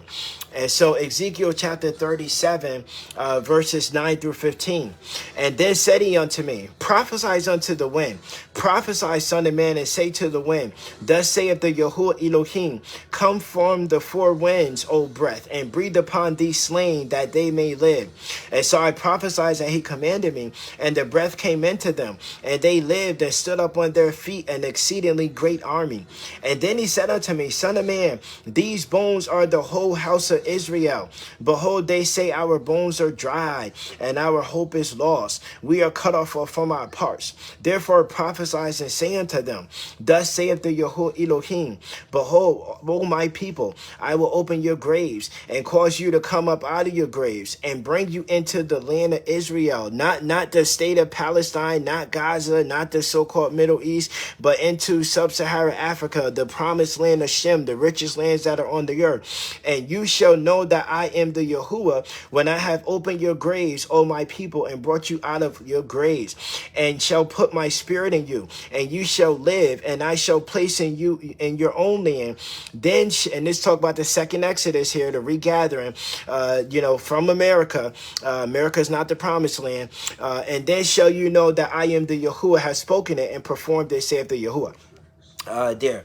And this is also referencing Baruch chapter 2 verse 30. For I know that they will not hear me, because it is a stiff-necked people. I mean, to get our people to accept the truth, it says in of the angel Michael in the book of Enoch, he rules over the best part of mankind which is also chaos. And that's what melanin is. Melanin is this chaos, dark matter energy that dwells in the back parts of our brain and over all the organs in our body and so we're stiff-necked people hard-headed sometimes people just wait so much they gotta see it to believe it and this is what's going on here now. But it says in the land of their captivities they shall remember themselves and so we are approaching our second Exodus. And behind all war, government, and politics is the dragon and beast going after the woman. The Psalms chapter 83, Confederate of Nations there. And right outside the New York City headquarters of United Nations is the Revelations chapter 13 image of the beast, a statue. And they also have the Baphomet gay flag, which is inverting the rainbow that the Most High put in the cloud for Noah there. And I want you to notice how Jacob, once Jacob drive bones began awakening, the world went into wars and conflicts there, in order to hide their attacks and exploitation of sub-Sahara Africa, the promised land, and genocide against its people there. We wouldn't have smartphones and all this technology that we have if it wasn't for places like Congo and Sudan. There wouldn't be a Dubai. There wouldn't be all this advanced technology in Asia. All over Europe. Everybody is exploiting the promised land and their people there. And so, this is where the most genocide is going on in the world, and not even the United Nations recognizes this, and the media hides and removes it from being reported there. Also, and you also see now where it said that a lot of African countries removed themselves from Google, like they're going on their own internet server there. So they're trying to cut off communications between the continents there. And also at the time of our awakening is the government, the Roman and the Jewish and the Confederate Nations sponsored the migrant invasion into all countries and states where black Israelites are located there. They did this very strategically, and it was a very orchestrated and financed, by these billionaires in the world. There, they're trying to blame the Democrats, but the Democrats and Republicans. Okay, all right, we're back, so that wasn't too bad this time. So this is all happening. Our awakening is causing the apocalypse in the earth there. So the migrant invasion, you have to understand that the world functions on divine law, on law. From the word Torah, you get Torah. That's the law of the land. And so watch the movie Devil's Advocate there, where Satan is ruling over the legal field. And so in order to be a lawyer, you must pass a bar. If you reverse the word bar, you get the word rab, short for rabbi there. And so they're skilled in finance and they're also skilled in law. You know who I'm referring to. And so Satan needed to use the migrant crisis to change the law and the legal system there. And this is even where you get a lot of things like what they call gerrymandering. They're trying to limit the amount of power the Democrats are having there, and bring America back into a republic there. This is also how birthright citizenship will be ended through the migrants and the building of all these migrant camps, and you play with the words in Walmart, you get martial law and things of that nature. So deportations they started with the Spanish folks, and then they're going to start to target us there. But they can't do this yet because the day is not here in time in the prophecy, but that's coming very soon there.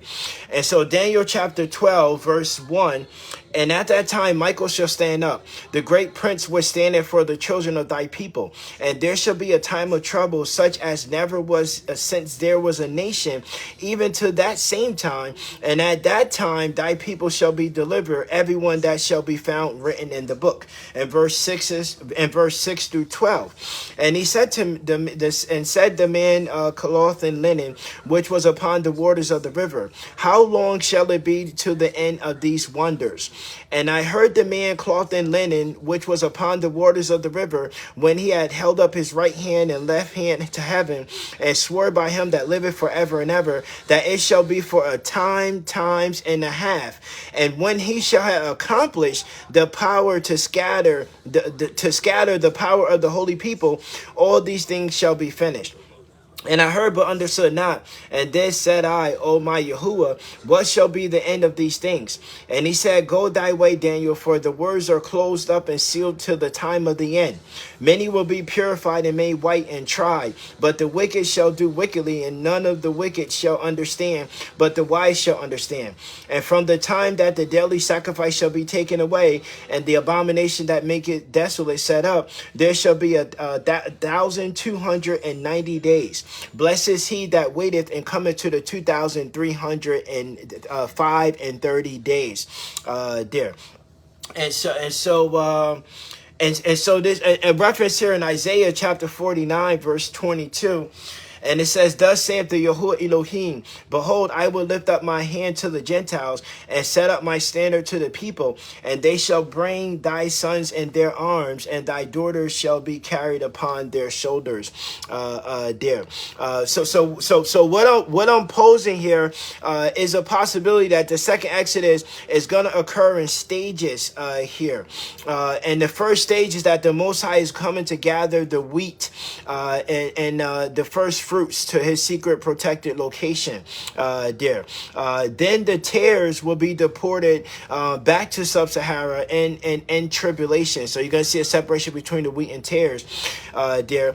And this is also referenced here in Isaiah chapter 14, verses 25 through 26 about the Assyrian. And it says that I will break the Assyrian in my land, and upon my mountains tread him underfoot.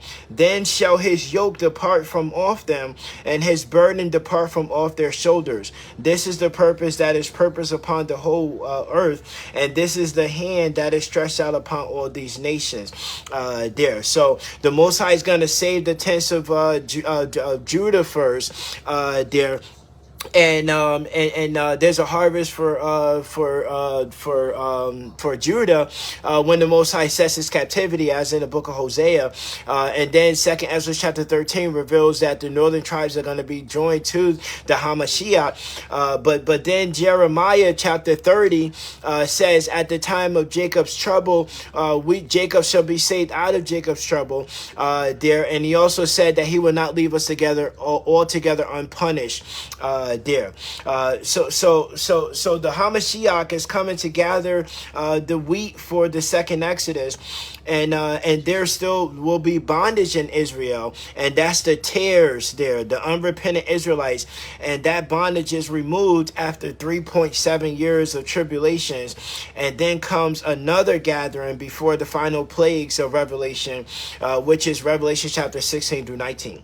So now that we have motherships approaching the earth, they're saying the nations are gathered in New York City at the United Nations, during the this equinox here, during the Gregorian calendar of the Feast of Trumpets season, during the Gregorian calendar, the 9th month there, where you had 3 999 portals in this month, and you also had 3 dates that added to 13. So it was a lot of cosmic energy there this month there. And then they're saying Peter Heshkel, the head of the Department of War, is gathering all the war generals from all over the earth to a secret location next week, and they didn't announce the agenda there. So you have a lot of things going on. It's also the time of the great strong delusion of the Greater Israel Project and the two-state solution there, which they're discussing in the United Nations Conference there, by recognizing the state of Palestine there. And so 1 Thessalonians chapter 5, verses 1 through 9, but of the times and seasons, brethren, ye have need that I write unto you. For yourselves know perfectly that the day of the Yahuwah so cometh as a thief in the night. For when they shall say peace and safety, then sudden destruction cometh upon them, as travail upon a woman with child, and they shall not escape. But ye, brethren, are not in darkness, that the day should overtake you as a thief. Ye are children of the light and the children of the day. We are not of the night, nor of the darkness. Therefore let us not sleep as they do others, but let us watch and be sober. For they that sleep in the night, and they that be drunken are drunken in the night. But let us who are of the day be sober, putting on the breastplate of faith and love, and for a helmet the hope of salvation. For Elohim hath not appointed us to wrath, but to obtain salvation by our Yahusha, Hamashiach, Yahusha Hamashiach. There. And so Matthew chapter 24 verse 36, but of that day and hour knoweth no man, no not the angels of heaven, but my Father only. So what I want you to warn against, because there was a big social media trend with this September 23rd rapture, and now they're saying they made an adjustment on this, saying on the Julian calendar that it's supposed to be October 6th through the 7th there. I want to warn you again against attempting to set dates for the day of Yah, as no man knows the day or the hour. Scriptures do provide us with some guidance as to the general timing, but no man on earth is able to dictate the exact date. And based upon the guidance in scriptures, we know that day is literally at our doorsteps there. And so the nations of the world have been gathering all September at the United Nations and several other conferences in the world. The media reports the focus of the United Nations conference is peace and security, the same motto as Trump's campaigns. And during this conference, one of the main focuses is the two-state solution between Palestine and Israel, which would mean that there will be talks to end the Israeli war with Hamas there. And so, Daniel chapter 8, verse 25, and through his policy also he shall cause craft to prosper in his hand, and he shall magnify himself in his heart, and by peace shall he destroy many. He shall also stand up against the princes, but he shall be broken without hand. So Trump prides himself as one who is bringing peace to the world by ending conflicts of nations, even though a lot of people can say these are not really conflicts that are going on there. That is more of an agenda that's being sold to us. And if you study 2nd Ezra, chapter 11 through 12, you'll notice how the times we are living in is focusing on the three heads of the eagle. The middle head was said to die in his bed with pain, causing the center head to fall. And then the two other heads will destroy each other with the sword. And we know the Most High is raising Medes and Persia, which is modern day Iraq and Iran. And he's also using the king of the north, which is Russia, and the king of the south, China, to judge Babylon there. Rome is mystery Babylon, ruling over the nations and the center head of the eagle. However, America is the daughter of Babylon and the likeness and image and shares in the plagues of Babylon. So we had the Pope Francis who died on his bed with pain. And then you have Trump who will, in similar, fulfill the morning vision as Alexander fulfilled, then the evening vision in Daniel chapter 8 there. But Trump will first take out Iran to win over the Middle East there. So also study Albert Pike, who was a 33-degree Mason, about Israel and the Arabs to bring about World War III and the New World Order there. So with this said, 2nd Ezra chapter 11 through 12 discusses how the center head of the eagle is to fall first as judgment comes to Babylon, and then the two remaining heads will destroy each other with the sword. So with this, I don't expect to see a deal with Russia and Ukraine right now, because that conflict is being used. It's been going on for 3.5 years, and the conflict is being used to generate the European nations to raise their militaries to fight against Russia and its allies there, what they call in World War III. And so this leads us to focus now on the two-state solution with Israel and Palestine, and the ending of the war with the Hamas, which is one of the main focuses of the United Nations 80th Assembly in New York City, which is going to be ending on Monday. And interestingly, watching the United Nations conference is like watching the movie They Live, because the world's secret is that not everyone we think are human are humans. The fallen angels and the Nephilim are behind world government, religions, the world's billionaires, celebrities.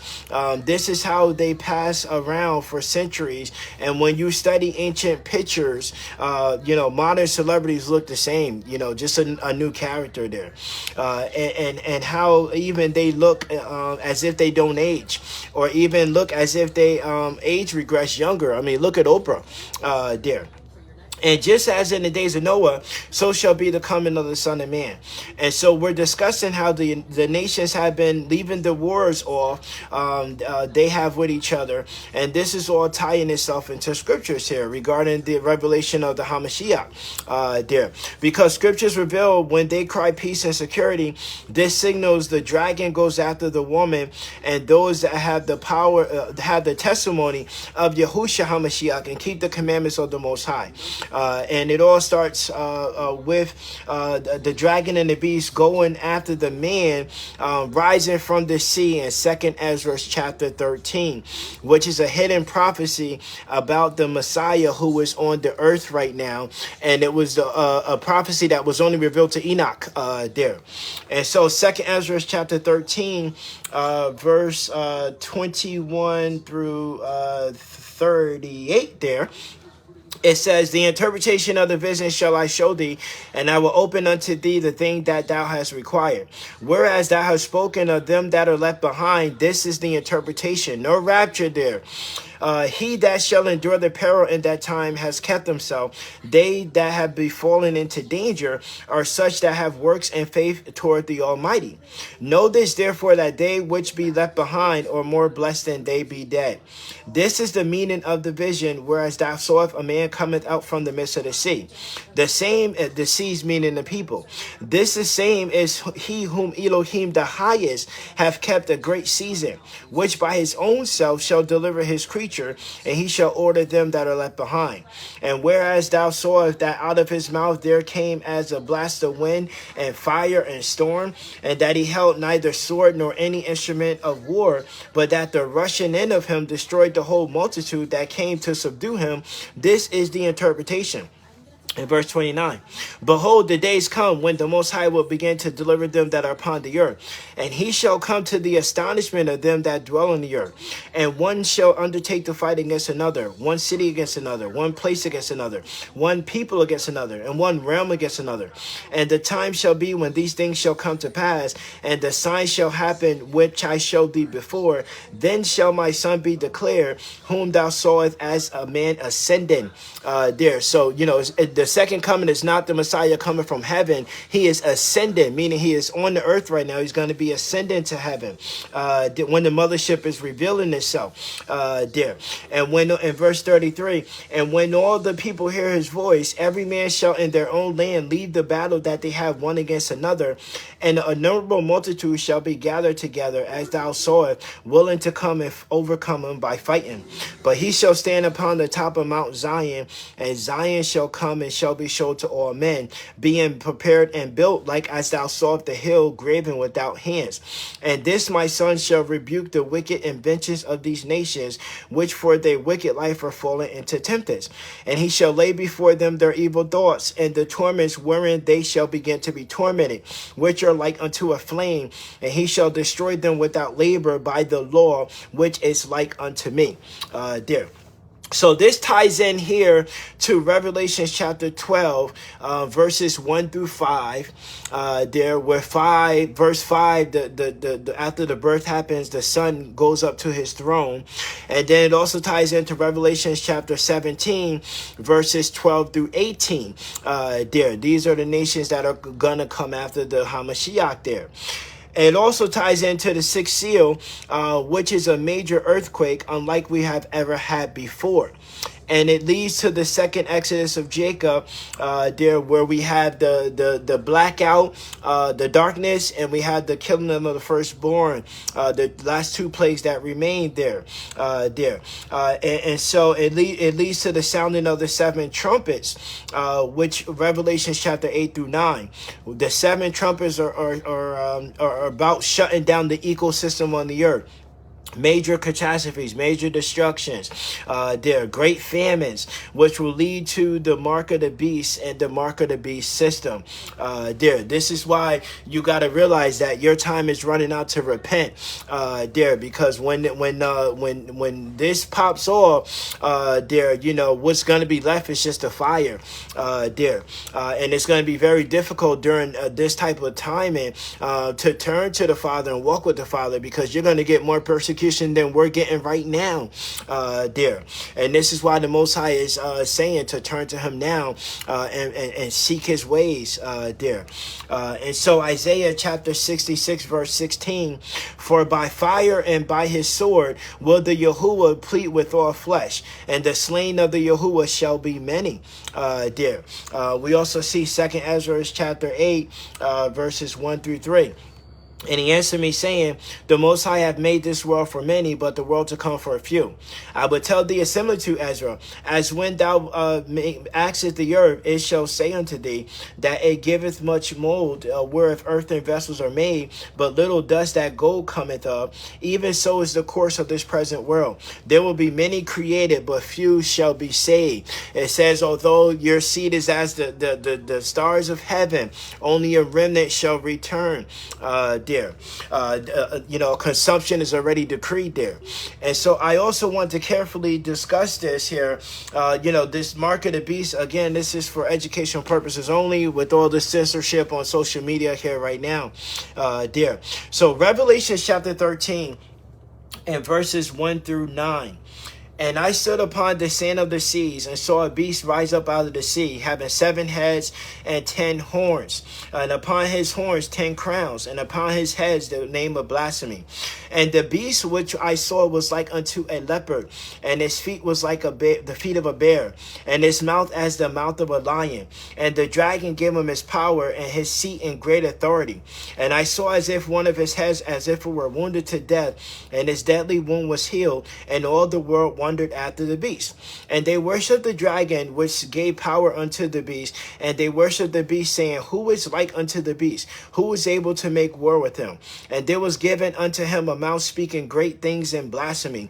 And power was given unto him to continue for 42 months, 3.5 years. And he opened his mouth to blasphemize against Elohim, to blaspheme his name and his tabernacle, and them that dwell on the earth. And it was given unto him to make war with the saints, the Israelites, and to overcome them. And power was given him over all kindreds, tongues, and nations. And all that dwell upon the earth shall worship him, whose names are not written in the book of life of the Lamb slain from the foundation of the world. If any man have an ear, let him hear. So the first thing I want you to do is reveal something that's hidden here. If any man have an ear, let him hear. So notice here the description of the beast in Revelation chapter 13. Verses 1 through 2. And I stood upon the sand of the sea, and saw a beast rise up out of the sea, having 7 heads and 10 horns there. And upon his horns 10 crowns, and upon his heads the name of blasphemy. This is also a description of Nibiru and the Nemesis star system there, which they're saying that this 3-eye atlas is coming with 7 meteorites and 10 satellites there. And then in verse 2, and the beast was like ice, and then they said there's another mothership following behind it called Swan or something like that. And the beast was, which I saw, was like unto a leopard, and the feet were like the feet of a bear, and his mouth as the mouth of a lion. And the dragon gave him his seat and his power and great authority. So all these scriptures are going to have multi-dimensional meaning here. So keep the description of the beast in Revelation chapter 13 in mind. And then turn to Hosea chapter 13. So Hosea chapter 13 verse 8. I will meet them as a bear that is bereaved of her whelps, and I will rend the coal of their heart, and there will I devour them like a lion. The wild beast shall tear them. So the beast in Revelation chapter 13 is the same description as the Lord in Hosea chapter 13 verse 8. And never forget that Satan deceived the world into worshiping, thinking that he is the Most High. And so where am I going with this? Deuteronomy chapter 28. Deuteronomy chapter 28, verse 27 through 28.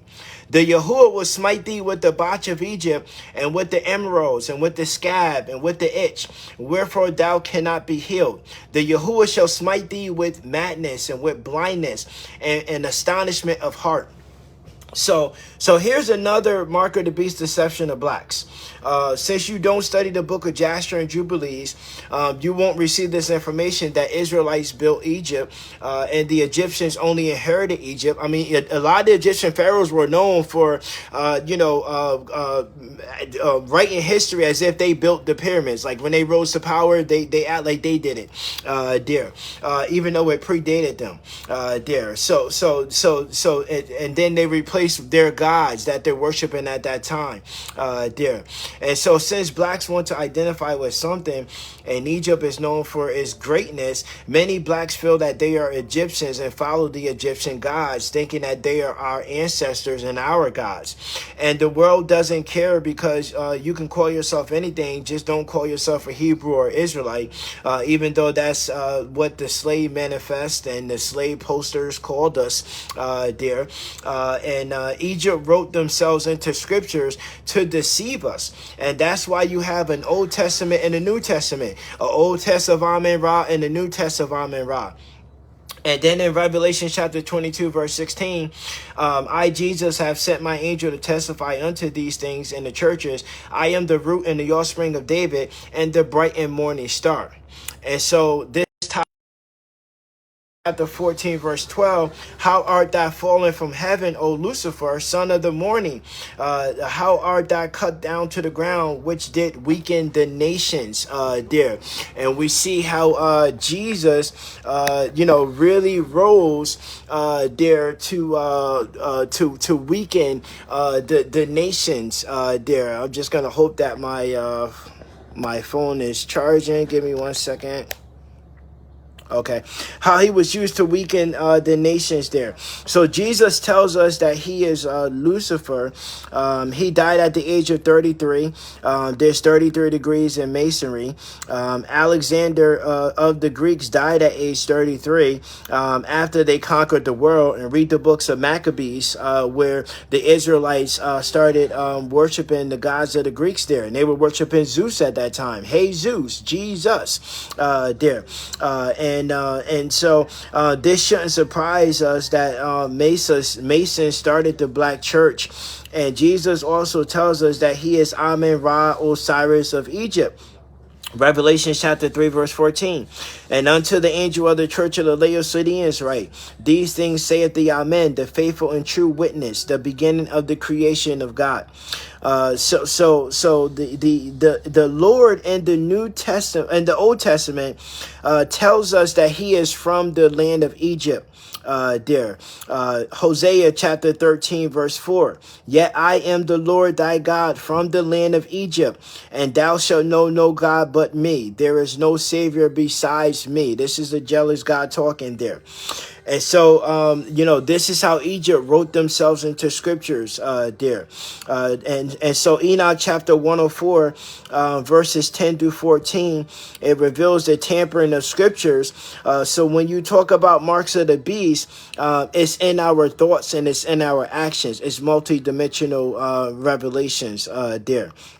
And this beast in Revelation chapter 13 is also expounded upon the beast described in Revelation chapter 17 through 19 there. So Revelation chapter 17 verses 1 through 9. And there came one of the seven angels, which had the seven vials, and talked with me, saying, come up hither, I will show you the judgment of the great whore that sitteth upon many waters. There, with whom the kings of the earth have committed fornication, and the inhabitants of the earth have been made drunk with the wine of her fornication. And so he carried me away in the spirit in the wilderness, and I saw a woman sit upon a scarlet colored beast, full of names of blasphemy, having 7 heads and 10 horns.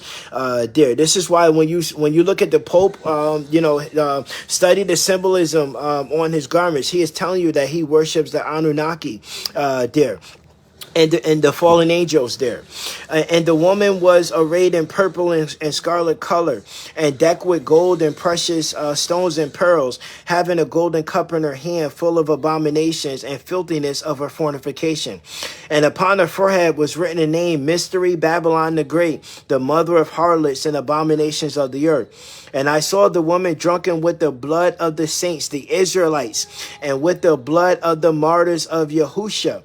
And when I saw saw her, I wondered with great admiration. And the angel said unto me, wherefore didst thou marvel? I will tell thee the mystery of the woman and of the beast that carrieth her, which hath the 7 heads and 10 horns. The beast that thou sawest was and is not, and shall ascend out of the bottomless pit and go into perdition.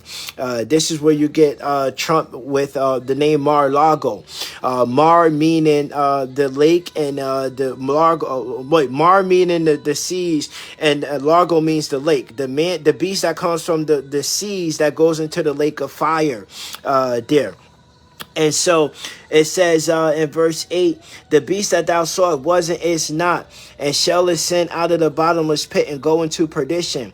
And they that dwell upon the earth shall wonder, whose names were not written in the book of life from the foundation of the world, when they behold the beast that was and is not and yet is. And here is the mind which hath wisdom. The 7 heads are 7 mountains, as which the woman sitteth. And so there's many that want to call America Babylon, Mystery Babylon, as Washington, D.C. sits on 7 hills. But this is not America because Zechariah chapter 2, verses 7 through 8, it says, deliver thyself, O Zion, that dwelleth with the daughter of Babylon. So America is the daughter of Babylon, and Babylon is Rome. For thus saith the Yahuwah of hosts, after the glory hath he sent me unto the nations which spoiled you, for he that toucheth you touches the apple of his eye.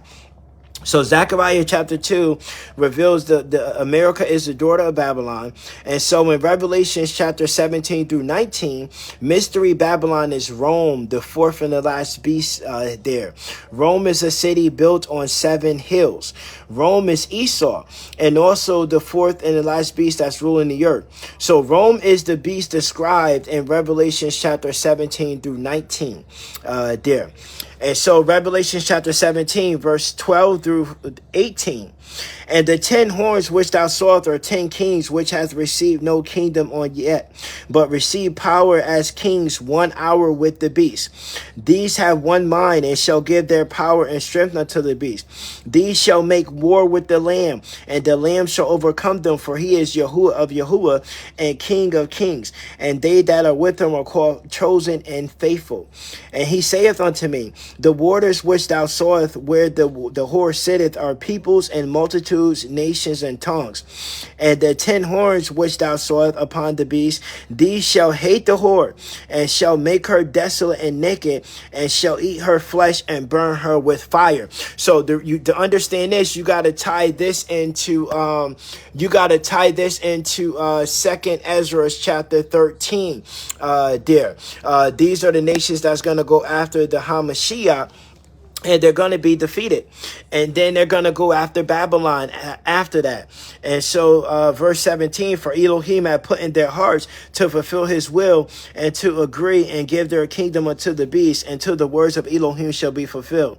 And the woman which thou sawest is the great city which reigneth over the kings of the earth there. So Revelations and the book of Revelations and the book of 2nd Ezra, they go hand in hand.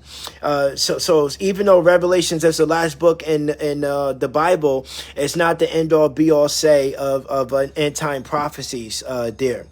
And so 2nd Ezra chapter 12, 2nd Ezra chapter 12 verses 22 through 28.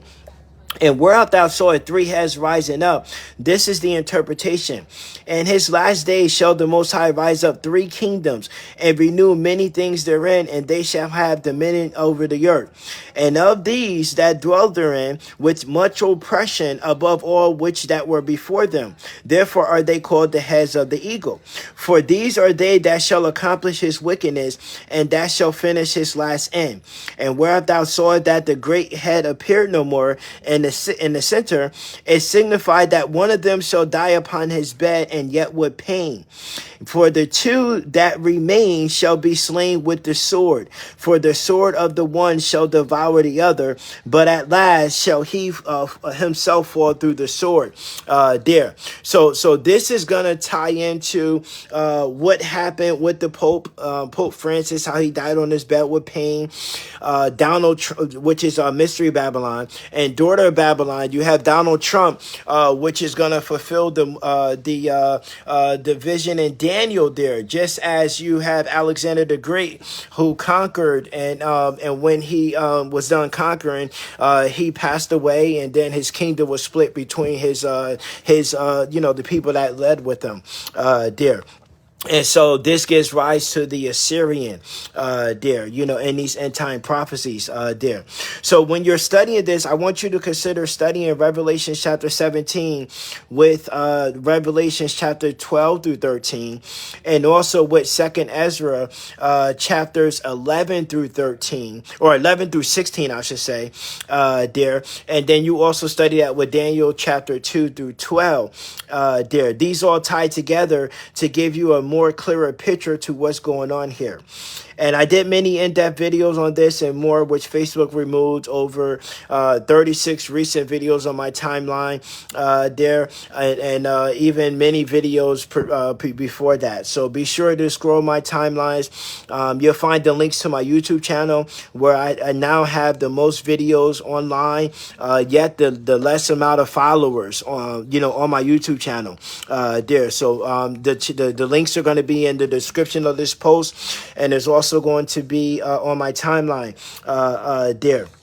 And so I this mark of the beast system here is literally at our doorsteps once you understand the order of prophecy here in these end times here. And so Revelation chapter 13 verse 2, and the beast which I saw was like unto a leopard, and his feet was like the feet of a bear, and his mouth as the mouth of a lion, and the dragon gave him his power and his seat and his great authority. So every agenda needs a central leader as nations work together as one. And notice how Revelation chapter 13 verse 2, the dragon is given the beast power and seat and great authority. This is clearly seen by studying President Trump and his MAGA movement that now has become a global mass movement there. And something to note here is that end times are about the final battles between Jacob and Esau. So as the Israelites are awakening, we see how Esau is coming together as one. Esau is also Rome there. And I want you to study Donald Trump's 2017 capitulation tour, where many of the nations have already submitted to Trump, and many have submitted to Trump's Abrahamic Accords there. What's also interesting to note here, Israeli leader Netanyahu did a pop quiz during his speech at the United Nations. So I'll give you a pop quiz. What does Donald Trump, the British royal family calling themselves Windsors, and the Israeli leaders have in common? They all originate from Nazi Germany, hence the word Ashkenazi. The word Nazi is hidden in the name there. And never forget, a lot of the original Germans, a lot of the original Romans, a lot of the original Irish and French, Portuguese, Britons, England's, the Saxons were what we call black people there. And so there was a lot of genocide that was done to whitewash Europe there and make it Europe to what it is today. And this is why people say Japan started out as a black man that became white there. And so one thing that the Nazis were known for is changing their names after World War II to hide their true identities because they stole the identities of others there.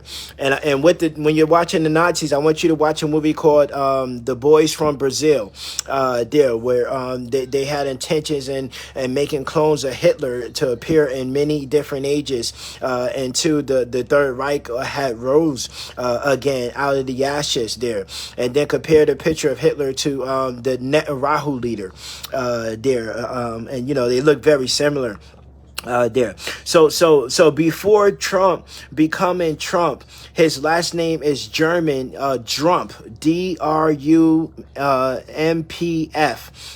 there. The British royal family is not royals, and their last name is not Windsor. They have more of a German name. They also have Rh negative Nephilim blood, and Netanyahu, his name is either Polish or German. German, but it's not Hebrew, dear. And what they're calling Hebrew in the world today is really Yiddish, dear, which is rooted from Germany there. So you see a lot of these ties with Germany, dear, and we have to consider evidence of a bloodline of the fallen angels and the Nephilim, and there's also ties to Gog and Magog, dear, the hidden land of the giants and the Nephilim, dear. And so another thing I want you to do, and what's going on with Russia and Ukraine is not the Gog and Magog war. They want you to believe that. And what's happening with Israel is not a fulfillment of Zechariah chapter 14.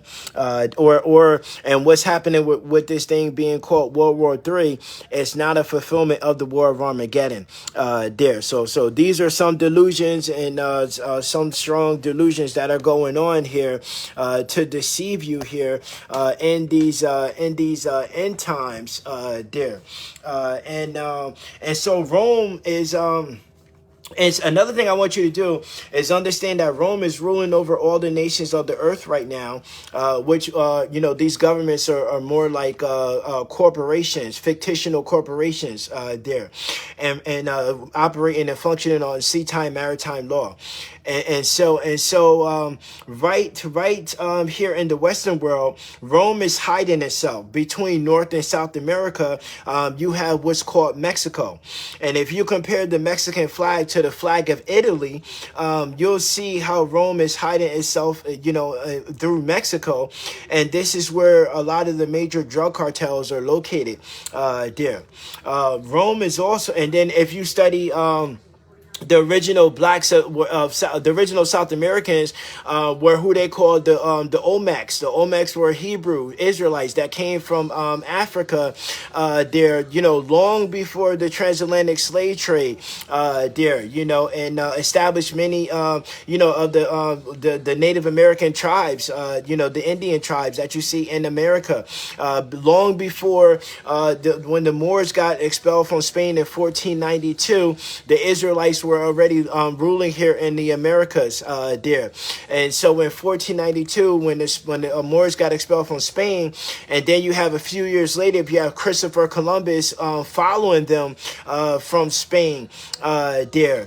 So there's a lot going on, and then they mix with the indigenous blacks there, and this is where you get a lot of the South American races that you have today, like Latinos and Dominicans and Puerto Ricans and El Salvadorians and Nicaraguans and Brazilians and so on and so forth there. And so Rome, and a lot of people are trying to sell the story that they are the Israelites, that this is the verse 12 tribes, and that America is Azeroth, and so these are all false teachings. Azeroth is in Africa there, and that also 2nd Ezra chapter 13 about Azeroth, it ties into Isaiah chapter 11, the second Exodus, where the dispersed in Africa are going to be joined to Judah there, and so all 12 tribes of Israel are what we call Negroes, or what we call black people there. And so Rome is also ruling over America, and in the Eastern world, you have Russia, Germany, and Britain, which are all strongholds of the global Roman Empire, with the likes of the Eastern Orthodox Christianity, Lutheranism, Catholicism, and Anglicanism. And America prides herself as a Christian nation. So I say all of this to say that you must train yourself to have discernment and be able to identify the psyops, and a hidden agenda, because all these nations are in essence the same peoples there, yet they want you to think they're at war with each other and so on and so forth. So you can't get distracted or mentally programmed by the hidden agenda of the media and the governments and what they report. And don't forget about the movie Wag the Dog there, and how politics is like Hollywood with central casting and all these dark magicians who were heavy into the occult using astrology, magic, and they harvest your energies to give power to the beast there. A great example of this is the so-called assassination attempt of President Donald Trump. And don't forget about cloning and hidden lands there. They saw how successful Trump's staged assassination was, and now we had a major Trump supporter, Kirk, whom they want you to believe was killed while his wife threw Baphomet devil horns signs at his funeral performance of a grieving wife there. And now you have the world is wondering after Kirk and likening him to Dr. King and Jesus, and want to make him a saint and come out with all these paraphernalia and stuff behind him and agendas behind him. And even some states are bringing turning point to their citizens, making it like a form of law type of thing there. And so this is all revealing itself in scriptures what it's all about. And so Revelation chapter 13 verses 11 through 18, and I beheld another beast coming up out of the earth, and he that had two horns like a lamb, and he spoke as a dragon, and he exercises all the power of the first beast before him, and causes the earth and them that dwell therein to worship the first beast, whose deadly wound was healed. And he doeth great wonders, so that he maketh fire come down from heaven on the sight of men. And he deceiveth them that dwell in the earth by means of those miracles which he had power to do in the sight of the beast, saying to them that dwell on the earth, that they should make an image to the beast which had the wound by a sword and did live. When you think about a lot of these miracles there, we got the cure to cancer, we got the cure to AIDS, we got the cure to HIV.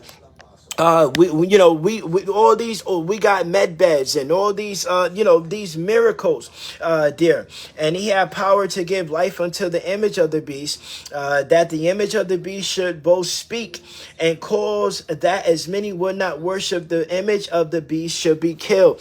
Now it's interesting when you talking about the image of the beast speaking, and then when you consider and factor in, AI, artificial intelligence, and how it's chat GGP and all these other different AI things, and how they're speaking to people, and how even a lot of countries are raising, I think it was in Albania where they had the first AI leader or something like that there, that's going to be judging. There's some courts that are considering AI as judges and so forth there. Image to the beast, and the image of the beast should speak.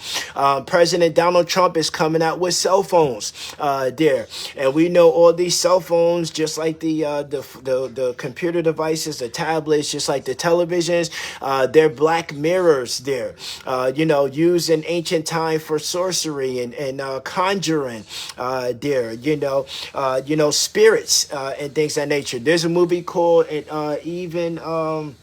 there's a movie called Cell, with Samuel Jackson and things of that nature, like a signal that went through the phones and stuff like that.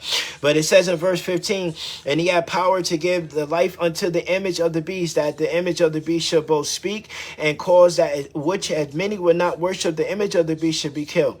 And he causes all, both great and small, rich and poor, free and bond, to receive a mark in their right hand and in their foreheads, and that no man might buy or sell save he that have the mark, the name of the beast, and the number of his name. Here is wisdom. Let him that have understanding count the number of the beast, for it is the number of man, and his number is 666. 666 there. So it's interesting how when you start studying what they call ether energy, and we're considered 9 ether there, and Esau is considered 6 ether there. Mind, body, and soul, you get 666. The movie Planet of the Apes, told you who the beast was there. And so President Trump knows America is to fall, and America will lose those that they have in bondage, aka those slaves.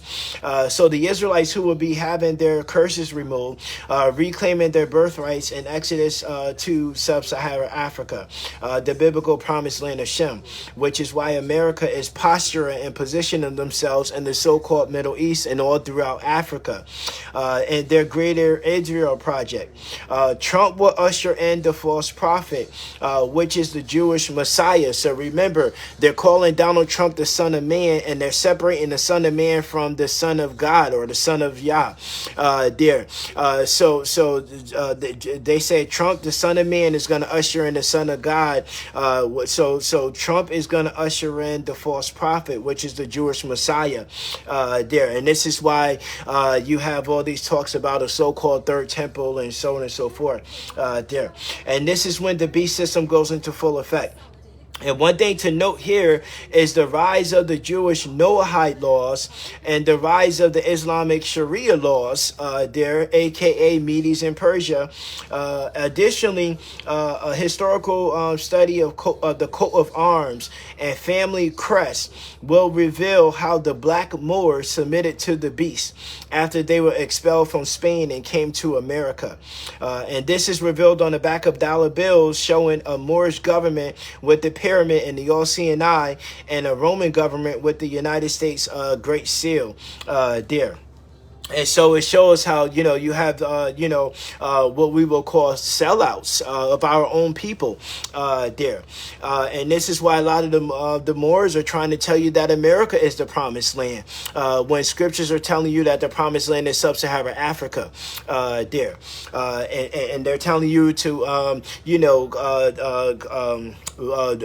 authenticate your birth certificates and, denounce yourself as an American citizen to become Aboriginal and so forth, not realizing that the Moors are on the FBI terrorist list as terrorists there. So once you do all of this, you become a terrorist in the eyes of the law there.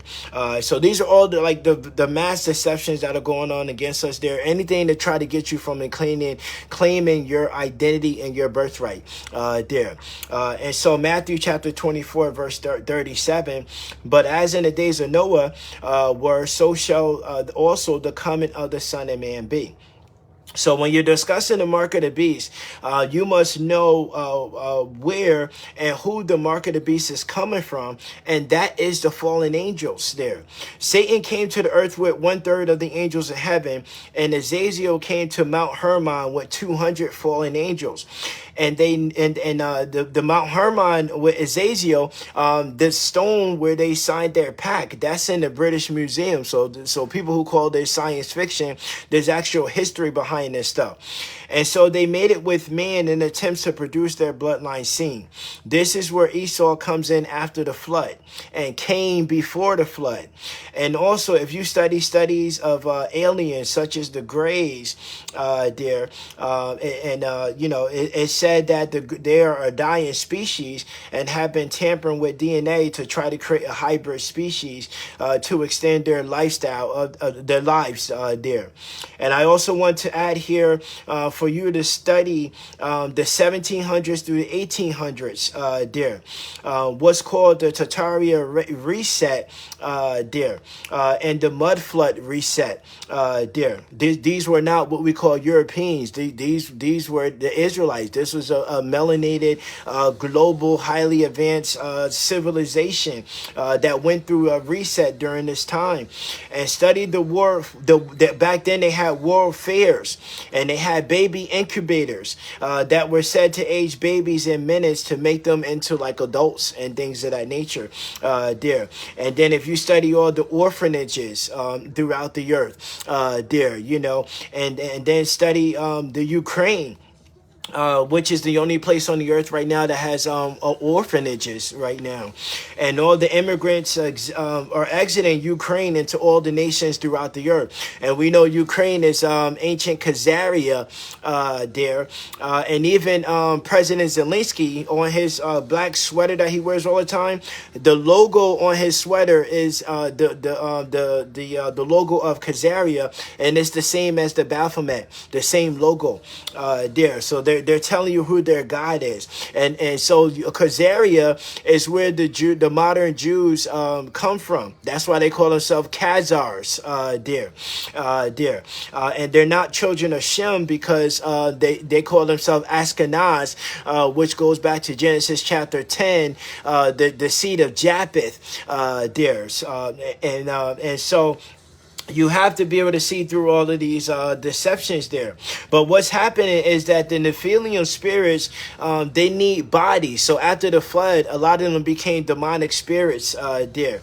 There's a movie with Denzel Washington where he talks about Azazel Fallen. There's a movie called Fallen by Denzel Washington where they talk about Azazel and the spirits.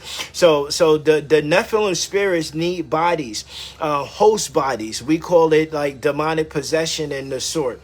And soon AI will also want to be human and require bodies to experience life as well. They're gonna want to go from looking like robots to looking like humans. There's a movie called Extinction, where a lot of these AI transhuman beings thought that they were human, and they didn't realize that they wasn't human.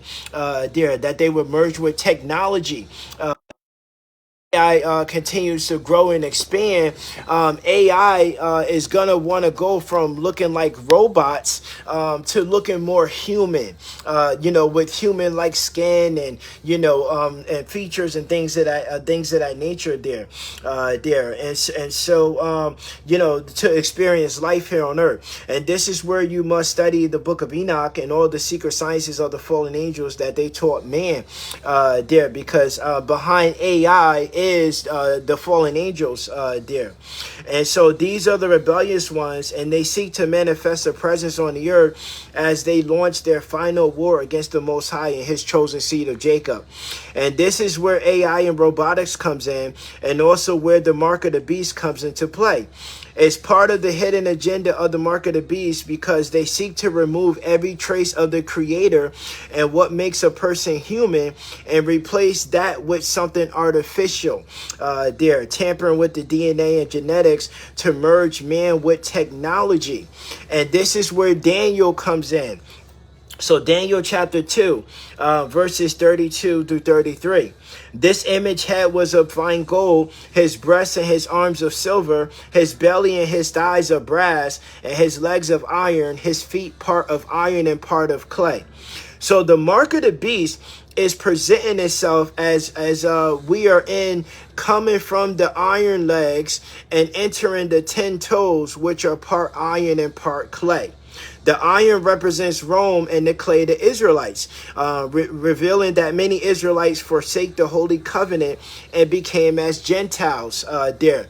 Now, why would Rome be described as iron? Iron is close to steel. Steel is a form of iron, and when you study the Yaqub story, it's speaking about the men of steel there. How is that? Where this is Esau there. So clay being the original humans there, and so it's revealing that the Israelites and the Romans, many of the Israelites forsake the Holy Covenant and became as Gentiles, just as the book of Maccabees, because of the great oppression there. So study the book of Maccabees and also study Daniel. The iron also represents technology, and the clay represents humans. And so you get a merge of humans with technology. You get transhumanism, and this is why we have the transhumanism movement here right now. So transhumanism is behind the mark of the beast and this system there. And so I also want to explain another thing here.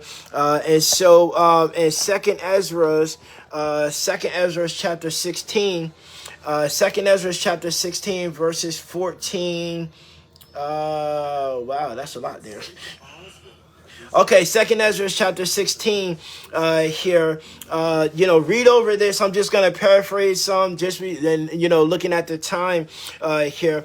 But it says in verse 14, behold, the plagues are sent and shall not return again until they come upon the earth. The fire is kindled and shall not be put out till it consume the foundations of the earth. Like as an arrow which is shot with the mighty archer, returneth not backward, even so the plagues that shall be sent upon the earth shall not return again. Woe is me, woe is me. Who will deliver me in those days? The beginning of sorrows and great mournings, the beginning of famine and great death, the beginning of wars, and the powers shall stand in fear. The beginning of evils. What shall I do when these evils shall come? Behold, famine and plague, tribulation and anguish are sent as scourges for amendment, meaning for correction, meaning for punishment. But for all these things they shall not turn from their wickedness, nor always be mindful of their scourges. So hold on, let me just kind of paraphrase here. It says in verse 35, hear now these things and understand them, you servants of the Yahuwah. Behold the word of the Yahuwah, receive it and believe not the gods of whom the Yahuwah spoke.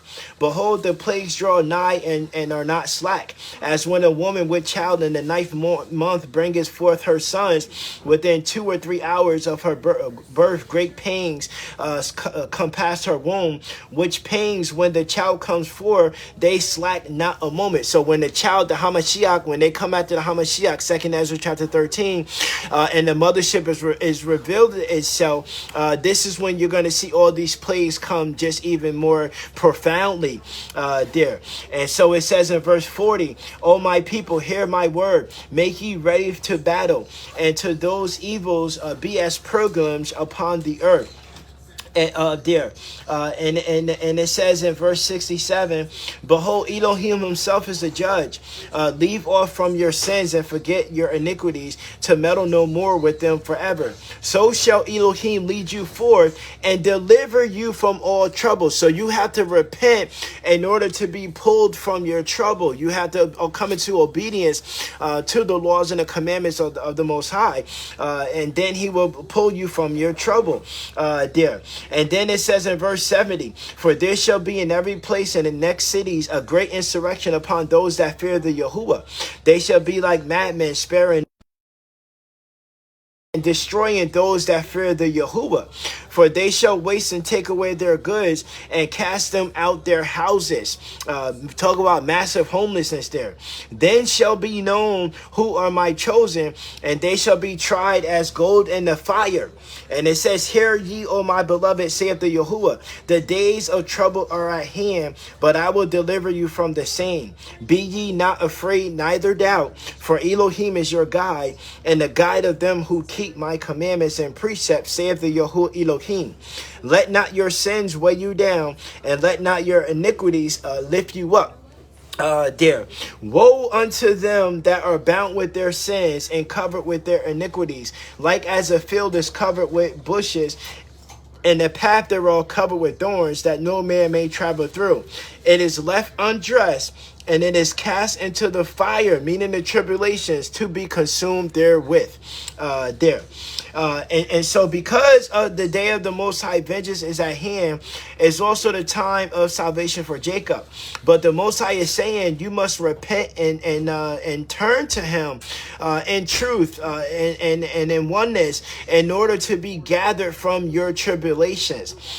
This means a great separation is coming when the wheat and the repentant Israelites are gathered to a secret protected location, while the tares experience the tribulations here.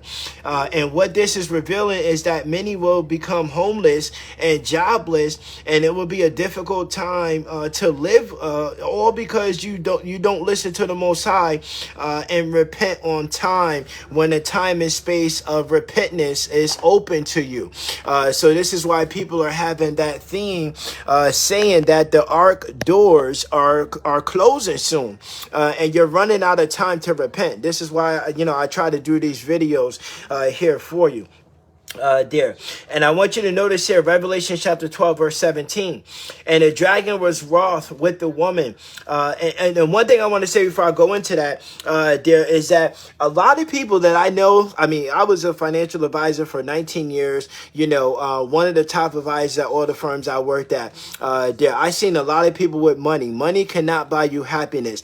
And because of the covenants and the oaths and the deals with the devil that these people had to make to come into their money, whether it was sacrificing loved ones, whether it was, doing the works of, masons, which, is very wicked, or even making a deal with the devil, most of these people are eroding away, like, their health and their happiness, their true happiness in their heart, not the artificially, inflated happiness that they're, the facade that they're keeping, but most of these people are empty inside, and it's like, so it's like you can gain all these material physical things, but it's not going to buy you, peace and happiness. It's not going to buy you health, because when you're not doing the right thing, once you know better, you got to do better, even if it means, you suffering for righteousness sake, and you being persecuted, you being oppressed, and you not having the things, some people would practically lose their soul just chasing the things, and so I just want to let you know, as a person that literally had the world, in my hands, with a very successful Wall Street career, money cannot buy you happiness, And if you remain to be unrepentant, it's going to start to erode away of your health and your sanity and your mind, This is why we have suicide is on the rise, cancer is on the rise, heart disease is on the rise. All these type of afflictions, So you really have to turn. You really have to turn. Oh, this is really out. Let me see if I can switch it up really quick.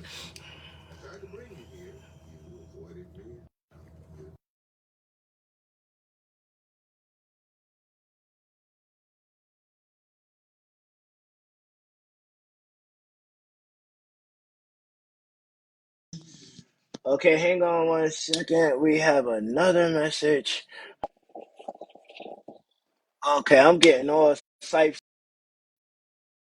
Been a real battle, just getting to a point of downloading this message to my my dome and on my crown, I should say. This is why you have corona, which is attacking the crown chakra, and so a lot of these man-made viruses, even such as AIDS, they created AIDS to depopulate us, and drugs and all these things like that. The dragon is always after the woman, they don't have the same promises that we had, and so the church is going to try to tell you that they're persecuting Christians. No, they're not persecuting Christians. They're persecuting the Israelites, the chosen seed, and this is what this system is going to be even more profoundly about in these end times, This is why Trump is going after all these Democrat states. This is where the most of our people live, in Democrat states. They had Project 2025, Project Naomi, all these United Nations agendas, the World Economic Forum agendas, and things of that nature, And so Revelation chapter 12, verse 17, and the dragon was wroth with the woman and went to make war with the remnant of her seed, which keep the commandments of Elohim and have the testimony of Yahusha Hamashiach. So once the Hamashiach goes to the mothership, and then once you have the first stage of the Exodus, the wheat going into the wilderness, you still have Israelites that are going to be on the earth. And this is what Revelations is telling you here in chapter 17, this system is here and is coming to target the Israelites. It also targets anyone that walks with the Most High. So even if you're a Gentile and you're walking with the Most High, this system is going to target you. And this is why it's critical and important to always be in a state of awareness and obedience to the Most High. There's no safety outside of the Most High, and His Hamashiach and His Torah, they all go hand in hand there. And so James chapter 4 verse 4, ye adulterers and adulterers, know ye not that a friendship with this world is an enemy with Elohim? Whosoever therefore will be a friend of this world is an enemy of Elohim. This is what the scriptures are telling you there. The enemy of the Most High is these people that are ruling the earth here, and their religions, their governments, their secret societies, their masonry, their Eastern Stars, their Greek letter organizations. This is who are the enemies of the Most High. And this is why in Matthew chapter 10, verse 34 through 41. Think not that I come to send peace on the earth. I come not to send peace, but a sword. For I am come to set a man at variance against his father, and a daughter against her mother, and a daughter-in-law against her mother-in-law. And a man foes shall be they of his own household. He that loveth his father or mother more than me is not worthy of me. And he that loveth son or daughter more than me is not worthy of me. And he that taketh not his cross and followeth after me is not worthy of me. Meaning you're going to have to be able to bear the weight of what the Messiah went through, do. And he that findeth his life shall lose it. And he that loses his life shall, for my sake, shall find it.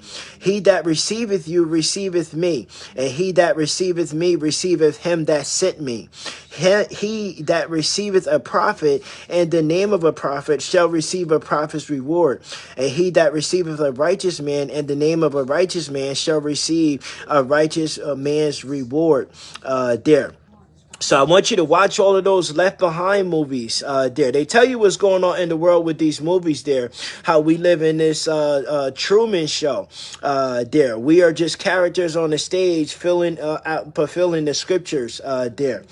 And because many of our loved ones are caught up in the system, religions. I mean, I had most of my family cut me off when I started telling them the truth about Jesus. I had many of my families cut me off when I told them the truth about these churches and about the religion of Christianity there. Many of my friends and family, when I told them about Illuminati and how Illuminati is real and how Illuminati was chasing me around from 2013 into 2017, made my life like a movie. And they want to blame it on everything else but the truth. And now the truth is coming out, and the truth shall set us free here, So many of our friends and our family, they made allegiance to Satan there because of their blood oaths and secret oaths there, and they cannot tell you this because but so you have to be able to know a tree from its fruits. Very few people are going to tell you that they're Masons or Eastern Star or secret societies there, unless they're trying to recruit you. Most of the time they're trying to hide and have deniability there. This is why all followers of the Most High and the Hamashiach there. So I'm calling for all followers of the Most High and the Hamashiach, regardless of your outward skin color. And we have to stop judging on skin color. We have to understand this is about a bloodline thing, even though the actual skin color at times it shows you, the revelation of things. There you have some people that actually, in truthfulness, there's some people that look white that are really black, because black can create all colors. So you have to really stop, judging people based upon colors and things of that nature, because this end times is about all those that are followers of Torah and the Most High to come together as one family there. Paul teaches us that we are one body in Hamashiach with many parts. And Hamashiach taught his followers there, John chapter 13, verse 34, a new commandment I give unto you, that you love one another as I loved you, that ye also love one another there. So you got to come together. You got to organize. You got to plan. You got to learn self-defense. You got to have communication strategies, even gathering together offline there. You have to learn how to live off the grid and not dependent on the government or society. You have to master nature. You have to solve the problem of the color line with the Torah there. You have to support and love each other. Because you will have everyone against you during the tribulations, but the Most High is a guide to them that keep his commandments. And after the tribulations, a righteous remnant of the Gentiles will be saved to serve as servants in the kingdom there. So let me also give unrepentant sinners something to be afraid of there, because you cannot run from the truth of what's coming. So John the Baptist was beheaded for the testimony of Yahusha. And in Revelation chapter 20, verse 4, and I saw thrones, and they sat upon them, and judgment was given unto them. And I saw the souls of them that were beheaded for the witness of Yahusha, and for the word of Elohim, which had not worshipped the beast, neither his image, neither had received his mark upon their foreheads or in their hands. And they lived and reigned with Hamashiach 1,000 years. So if it's written in the scriptures, it means it will come to pass. And no one is talking about the beheading during the tribulations. No one is talking about the guillotines there that that are in these camps there, and just as no one talked about the real Black Holocaust that was in Germany there. And so if it's written in scriptures, or even the Congo with Leopold, but if it's written in scriptures, it means it will come to pass there. So this system is going to be similar to these Left Behind movies where you're going to have to make a choice. Are you going to take the mark of the beast, or are you going to take a martyr's death there? And this is the painfulness of your method of salvation, is because the Most High is giving you the time to repent now, and you're being disobedient and stiff-necked and hard-headed and unrepentant. And so once the ark door closes, this is when the tribulations is going to manifest. And so Matthew chapter 10 verse 28, fear not them that can kill the body, but are not able to kill the soul, but rather fear him that is able to destroy both soul and body and hell there.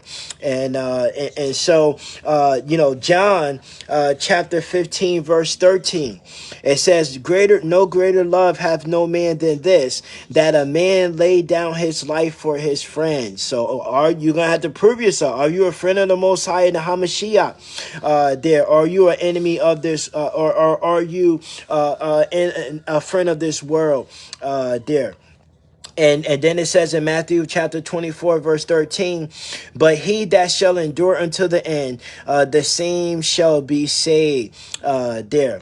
And so the bottom line is that the time to repent is running out there. Isaiah chapter 34 verses 1 through 5. Come near, ye nations, to hear, and hearken, ye people, let the earth hear, and all that is therein, the world and all things that come forth of it. For the indignation of the Yahuwah is upon all nations, and all his fury upon all their armies. He hath utterly destroyed them. He hath delivered them to slaughter. Their slain also shall be cast out, and their stink shall come up of their carcasses. And the mountains shall be melted with their blood, and all the hosts of heaven shall be dissolved, and the heavens shall be rolled together as a scroll, and all their hosts shall fall down, as the leaf falleth off from the vine, and as a fallen fig from the fig tree. For my sword shall be bathed in heaven. Behold, it shall come down upon Idumea, which is Esau, and upon the people of my curse to judgment, which is the Israelites that are unrepentant there. And so you're not going to be able to escape the judgments of the Most High. Zechariah chapter 5 verse 4.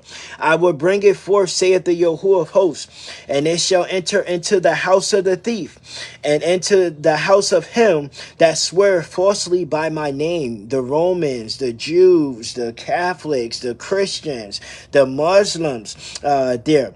And it shall remain in the midst of his house, and shall consume it with the timber thereof, and the stones thereof. So we have to understand this beast system, the mark of the beast system. It is here. It is waiting to manifest itself there. And you have to really ask yourself, the mark of the beast starts out in your forehead and in your hand, and your thoughts and in your actions there. The mark of the beast presents itself through religions there, which are all lawlessness, not the ways of the Most High, but these are the ways of the Gentiles. Christianity, Catholicism, Islam, Egyptology, all these things. These are not the ways of the Most High. The Most High has a set apart following. So you are set apart, in the body of Hamashiach, guided by the laws and the commandments, the covenant, the judgments, the statutes, the new moons, the holy feast and high days. There, it's a covenant that the Most High established here with you that goes above and beyond the Ten Commandments. There, so there's you reading through the host of scriptures. You can't even read a book in the the Old Testament, the New Testament, or the apocrypha books without seeing the laws and the commandments of the Most High being communicated, and how important they are to your salvation, and how important they are to your ability to redeem yourself back to the Father. There. And so, because the end was planned from the beginning, and if you kind of look at Earth and you, in a flat Earth model, that is to say, in a simple form, Earth on a flat Earth is kind of like a clock, a circular clock, there, and the clock has 12, hours in a day, there. You have 12 tribes of Israel. There's 12 stages until the consummation of time. There in 2nd Baruch chapter 27 there. So time is moving around the Most High's plan for the Israelites there, to the extent that we are enabled to conquer this world of tribulation that we are in right now, to inherit our birthrights, which is the promises of the Father, to inherit the world that's invisible to us right now, there, to have his salvation, to have the gift of conquering death, there, the gift of everlasting life, there, the gift of rulership over the earth, there. And so you have to go through the Most High. Our Elohim is a consuming fire, and so you have to go through the baptism of fire. You have to go through suffering and pain and rejection. You have to go through everything the Messiah went through, in order to receive the promises of the Father. The blessings had to come upon you. The curses had to come upon you, and then when the curses are upon you, when you turn to the Father, while you're in the fire, while you're under the bondage of Egypt or house of bondage, it says that out of Egypt the Most High called his son there. So he calls you out of the fire. But there's many people that they seek to shortcut and keep and only be blessed. There's so many people in this world that they don't want to work hard. They don't want to suffer. They don't want to put in time. They don't want to put in sweat. They just want to inherit the blessings, and that's where this character Satan comes in, because Satan is gonna bless you for your lawlessness. Satan is gonna bless you with the material, the physical, the money, the fame, the power. All these things that perish, all these things that are the abominations before the Most High, the 7 deadly sins. This is what Satan is going to bless you with, because Satan is an enemy of the Most High. He's the rebellious one. And Satan, he needs an army. He knows that when you are in disobedience to the Most High, that you're going to be sent to the curses. So Satan wants as many people in the tribulations left behind. He doesn't want the Most High to gather the masses. He wants to leave as many people in the tribulations behind, and he wants to create a system on the earth that is going to bring forth the ushering in of the mark of the beast. And the mark of the beast is secretly to merge humans with technology, transhumanism, AI, artificial intelligence. Well, they all go hand in hand there. So once that happens, in essence, you lose what makes you human, and you lose all your human rights, all your legal rights, or all your natural rights, and you become what's called legal property, the property of the corporation, property of whoever owns the patents to these the marks of the beast. There, this is behind all the advanced technology, and they had to start to train your mind. So they got the metaverse. They got they got all these AI things going on. Chats and stuff like that. And everybody now is just whatever the AI chat says. That's just the law right there. They got the VR the virtual reality headsets and things of that nature. There, they got all these movies, they got all these video games, they got phones now where they're getting so small. They got chips that are being implanted in people's hands where you can pay for your type of your groceries, your goods and your services, and things of that nature there. And also understand with the goods and services that the majority of America's goods and services come from overseas. There, America does not produce its own goods and services. So once you see the seven trumpets start to sound, you see the ecosystem on the earth start to shut down. You expect a great famine that's going to come there, and so those that are left behind are going to be exposed to this beast system culture there, where the only way that you are going to be able to buy or sell is if you take the mark of the beast. And if you take the mark of the beast, then you're going into the lake of fire, and you're gonna lose your soul there.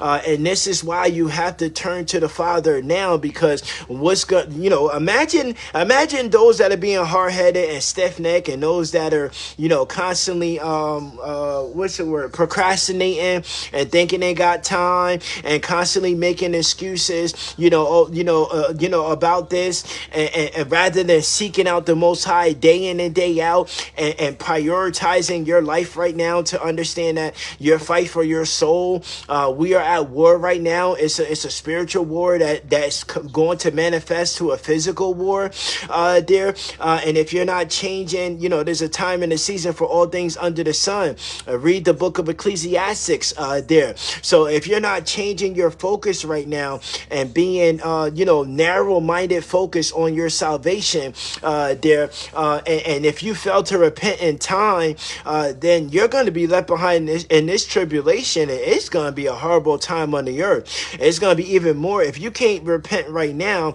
It's going to be literally slim chances to none for you to repent in the tribulation that's coming to the world right now.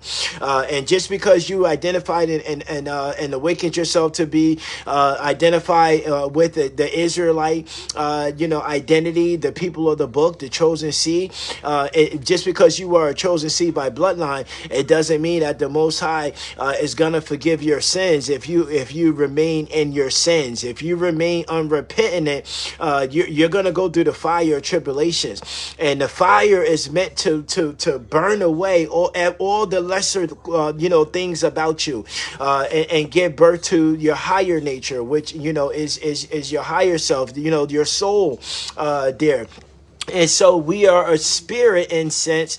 We are souls or spirits having occupying the physical body. But many of you are identifying with your physical body, and this is why you're always lusting after the things of the physical, ego, lust, pride, gluttony, or fear, or all these things like there. You're running after all these things, and you're forgetting the most important thing. As Moses raised his serpent in the wilderness, so shall also the Son of Man be. So you have to raise yourself from these lower nature, animalistic nature. You got to conquer look at the symbolism of the Sphinx. It's a lion with a animal body, in a seating position with a human face, a black face, a face of a black person. Some people say, the face of God in that sense. So basically the symbolism there and the riddle of the Sphinx is that you have to conquer the God in you. Know that your body is the temple of the Most High, where the Most High dwells, not in building made with hands, but the building without hands. Know that it's written in your law that ye are gods. With a lower G, not replacing the Most High Yah.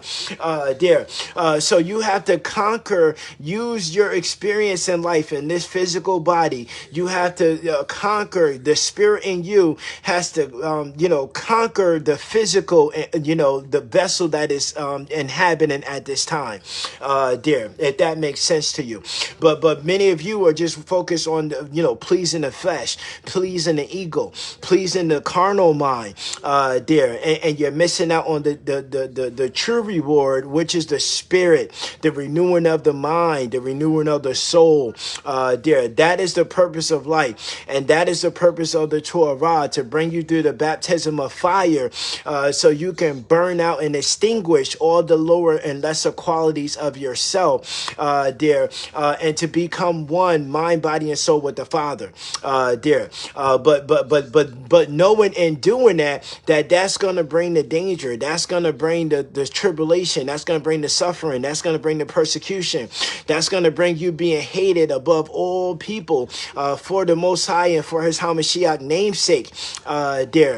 So you have to be able to endure. You got to have so much more love for the Father and love for the Son and love for the Torah. That love has to supersede the love that even that you have for yourself, and then you got to have self-love that supersedes all the hate that's coming from you from all angles in the world. And understand that this love, it says that a man's enemies is going to be his own household in these days.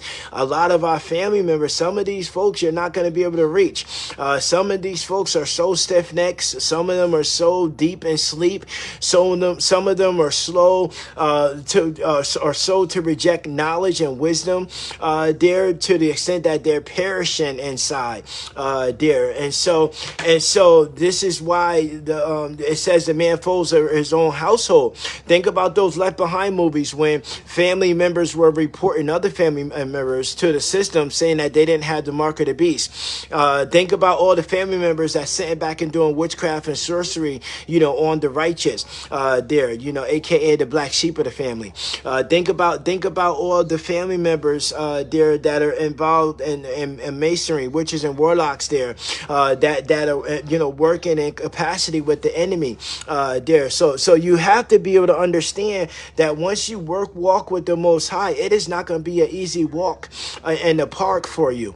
It's not going to be this gospel of prosperity. You're not going to be experiencing some heavenly kingdom right now, because now is not the time. This is when Esau is still ruling over the earth. This is when the Gentiles are still ruling over the earth. Our day is coming, and that's why you have to have the faith, and you have to have faith that supersedes and that's greater than the mustard seed. Faith that supersedes all doubts and all fears and all ignorance, and we're out of a lot of mysticism. I feel that I know it. I think I know it. Aquarius is in the age of knowing. It means I know. There. So, you have to be able to seek the word day in and day out through fasting and praying and, to communion with the Father and his scriptures there to be able to get the Royal Hokedex there. Don't let them Christians fool you. They got they got the Holy Ghost and this, that, and the third, and they can't even do the powers that that's spoken about in scriptures of those that have the Royal Hokedex there, and let alone have discernment towards scriptures and end time prophecies and stuff there. So you have to have a walk with the Most High that supersedes human love there. You have to have that agape, that godly love to be able to conquer. And you have to know that all these weapons of warfare against us is only giving testimony to the true power that's inside us, that's going to be going online soon, where we're going to be like, some of us are going to be like superhuman, with superpowers and what people will call superpowers and things, and that natural magical beings there. Now the other thing I want to say with this, and I'm glad that so let me just see if I can catch this real quick here, but I'm so glad that I what is it, dude? I'm so glad that I got this, because there's a lot of people that don't realize when you engage in the occult and witchcraft and sorcery and voodoo and all these dark arts and magic, you're doing these things with demons, not the holy angels or the Most High. You're doing this stuff with demons there, and this is really important. So in Deuteronomy chapter 18. Deuteronomy chapter 18, it says in verse 9 here, when thou art come into the land which the Yahuwah thy Elohim giveth thee, thou shalt not learn to do after the abomination of those nations. There shall not be found among you anyone that maketh his son or daughter to pass through the fire, or that uses divination, or an observer of times, or enchanter, or a witch, or a charmer, or a consulter with familiar spirits, or a wizard, or a necromancer. For all these that do these things are an abomination unto the Yahuwah, and because these abominations the Yahuwah thy Elohim doth drive them out from before thee. Thou shalt be perfect with the Yahuwah thy Elohim, for these nations which thou shalt possess hearken unto observers of times and diviners. But as for thee, the Yahuwah thy Elohim have not suffered thee to do so. He didn't suffer us to be witches and warlocks and masons and all these things of occult nature there, and so the Yahuwah thy Elohim will raise up thee a prophet from the midst of thee of thy brethren, like unto me. Unto him ye shall hearken, according to all that desires of the Yahuwah thy Elohim in Horeb, and the day of the assembly, saying, let me not hear again the voice of the Yahuwah my Elohim, neither let me see this great fire anymore, that I die not.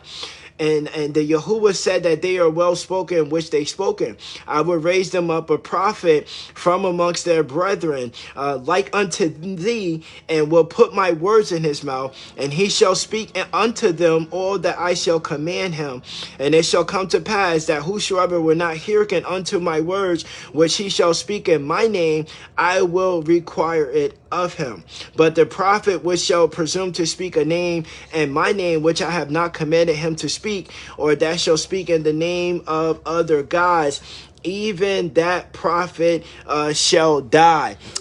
There. So this is a prophecy of the Son of Man, the Hamashiach. This is a prophecy about the Hamashiach. It's about the Son of Man, about he who comes in the name of the Father there, and so it's very important to understand that there, even in Proverbs chapter 6 verse 16 through 19. These 6 things that Yahuwah hates. Ye 7 are an abomination to him. A proud look, a lying tongue, hands that shed innocent blood, a heart that devises wicked plans, feet that are swift and run into evil, a false witness who speak lies, and one who sows discord among brethren. These are all marks of the beast. The marks of the beast comes in our thoughts and in our actions. And this is why you have to change your thoughts and change your actions. You must be born again. And this is my encouragement at this time here, that you stay focused. Don't let any man or any woman or anything, person, place, or thing take away your crown. Take away your ability to inherit the promises of the Father, who sent forth his Son to do his works, to redeem the children and the creation back to him. And so this is why the Messiah didn't come to destroy the law. He came to fulfill the law and nothing changed from the law until all are fulfilled and so the laws and the commandments, as you see, and even in Ezra, the law of the Most High is despised and rejected on the earth and so what's happening is the Most High is going to remove those that listen to him, those that listen and obey his voice, to repent and to seek the kingdom of heaven. So some of us are going to be redeemed right off the bat before the tribulation. And then there's going to be some of us that are going to be left behind in the tribulation. And this is when the mark of the beast system is going to manifest itself. Additionally, there's going to be Gentiles that are going to have to endure the tribulations, because you have to have the curses of the covenant come upon you before you can receive the blessings of the covenant eternally So a consumption is already decreed even for the Gentiles to bring the Gentiles to the fire, where they're going to lose 2/3 and a righteous third of Gentiles are going to be saved to serve as servants and handmaids in the kingdom, under Jacob, according to scriptures So you're going to have to endure the fire tribulations along with the heathen Israelites And this is why I wanted to do this video, let you know more about the mark of the beast, let you know more about, where we are in prophecy right now and how all these prophecies tie into one another and to get this discussion here today So I'm very thankful and grateful that I was able to complete this video. I know I had a lot of connection issues here in this video. I want to thank you all who, attended this study here today. Make sure that you share and repost this video.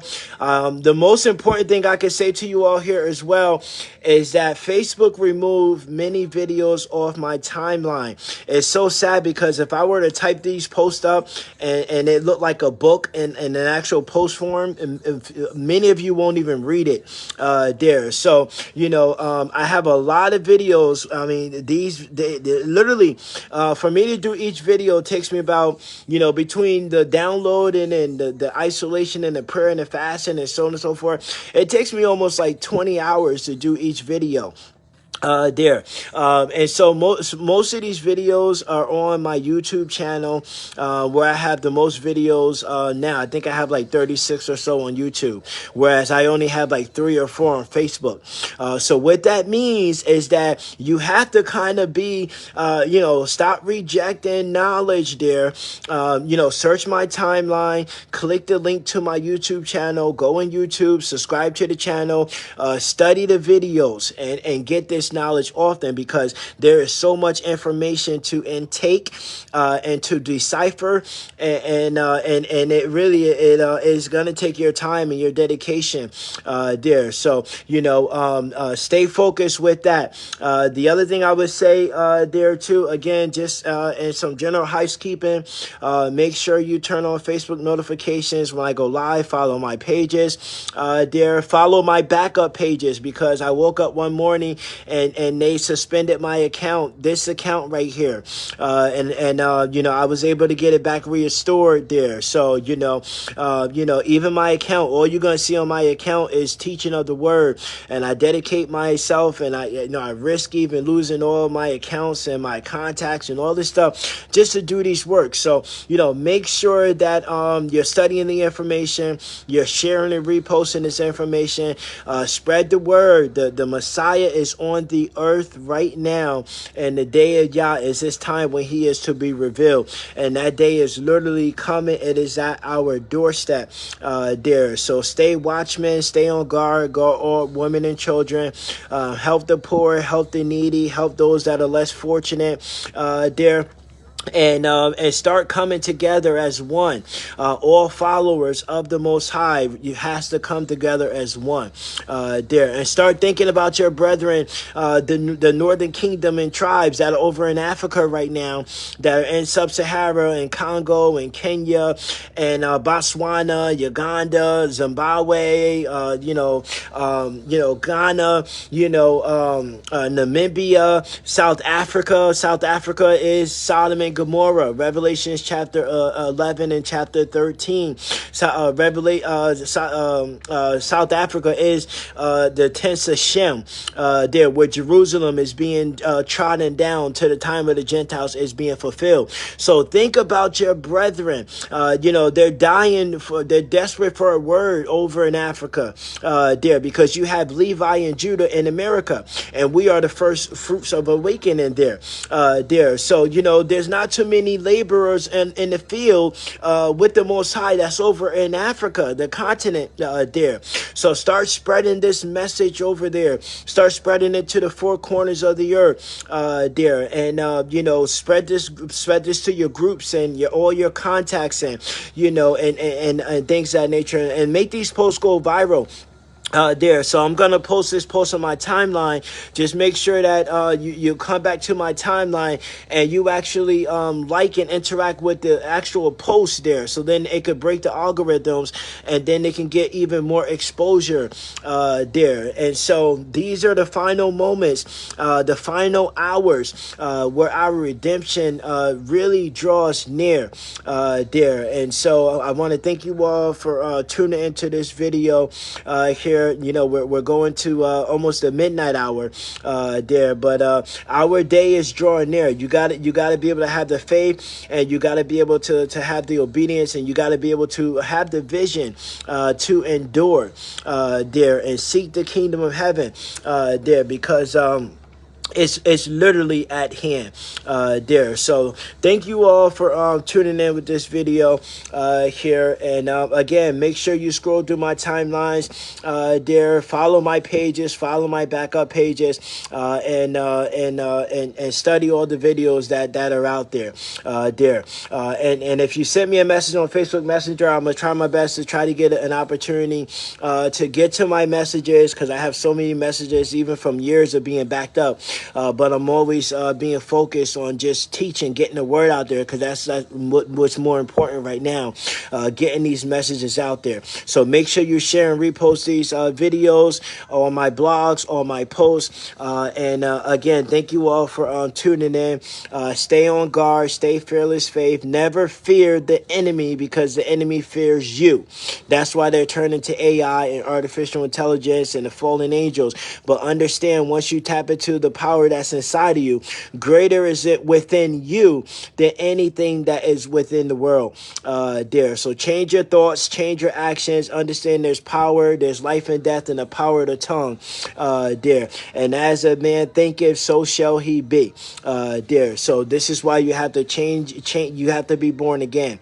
A renewing of the mind. And once you're walking with the Most High, all things old perish. There. So so it's not about where you at right now. It's about your walk with the Most High. There. And so I'm encouraging you all to go on with the work, because there's much work to be done and many mountains to climb. But thankfully that our Father is here and the time of our redemption has arrived. There. And so this is a very exciting time to be alive. There. And I want to say thank you all for all that are out there teaching, blogging, awakening the lost sheep. There. Even to the Gentiles that have participated and joined in and cleaving to Israel. There. I just want to send my gratitude, my thanks, my appreciation, because I know if you're walking with the Most High, then you're being persecuted and oppressed. There. And so fear none of these things that should come upon you, because the Most High will keep you. And he's right now preparing a table for us in the presence of our enemies, for his name's sake. There. And so we have to realize what this means is that the harvest of the first fruits is upon us. There, which means that they are coming for the chosen. There, for eyes that have eyes that see and ears to hear. There. So realize that, you have to turn to the Father, because it's only the Father that's going to be able to save us. There's no shortcuts around it. There. So thanks for tuning in. I send you all encouragement. I speak life. I speak love for Israel. There. Have a great weekend. Stay on guard. Stay watchmen. And each one teach one. Let's come together here as one. Thanks for tuning in. Shalom and Shabbat to you all. Have a great weekend.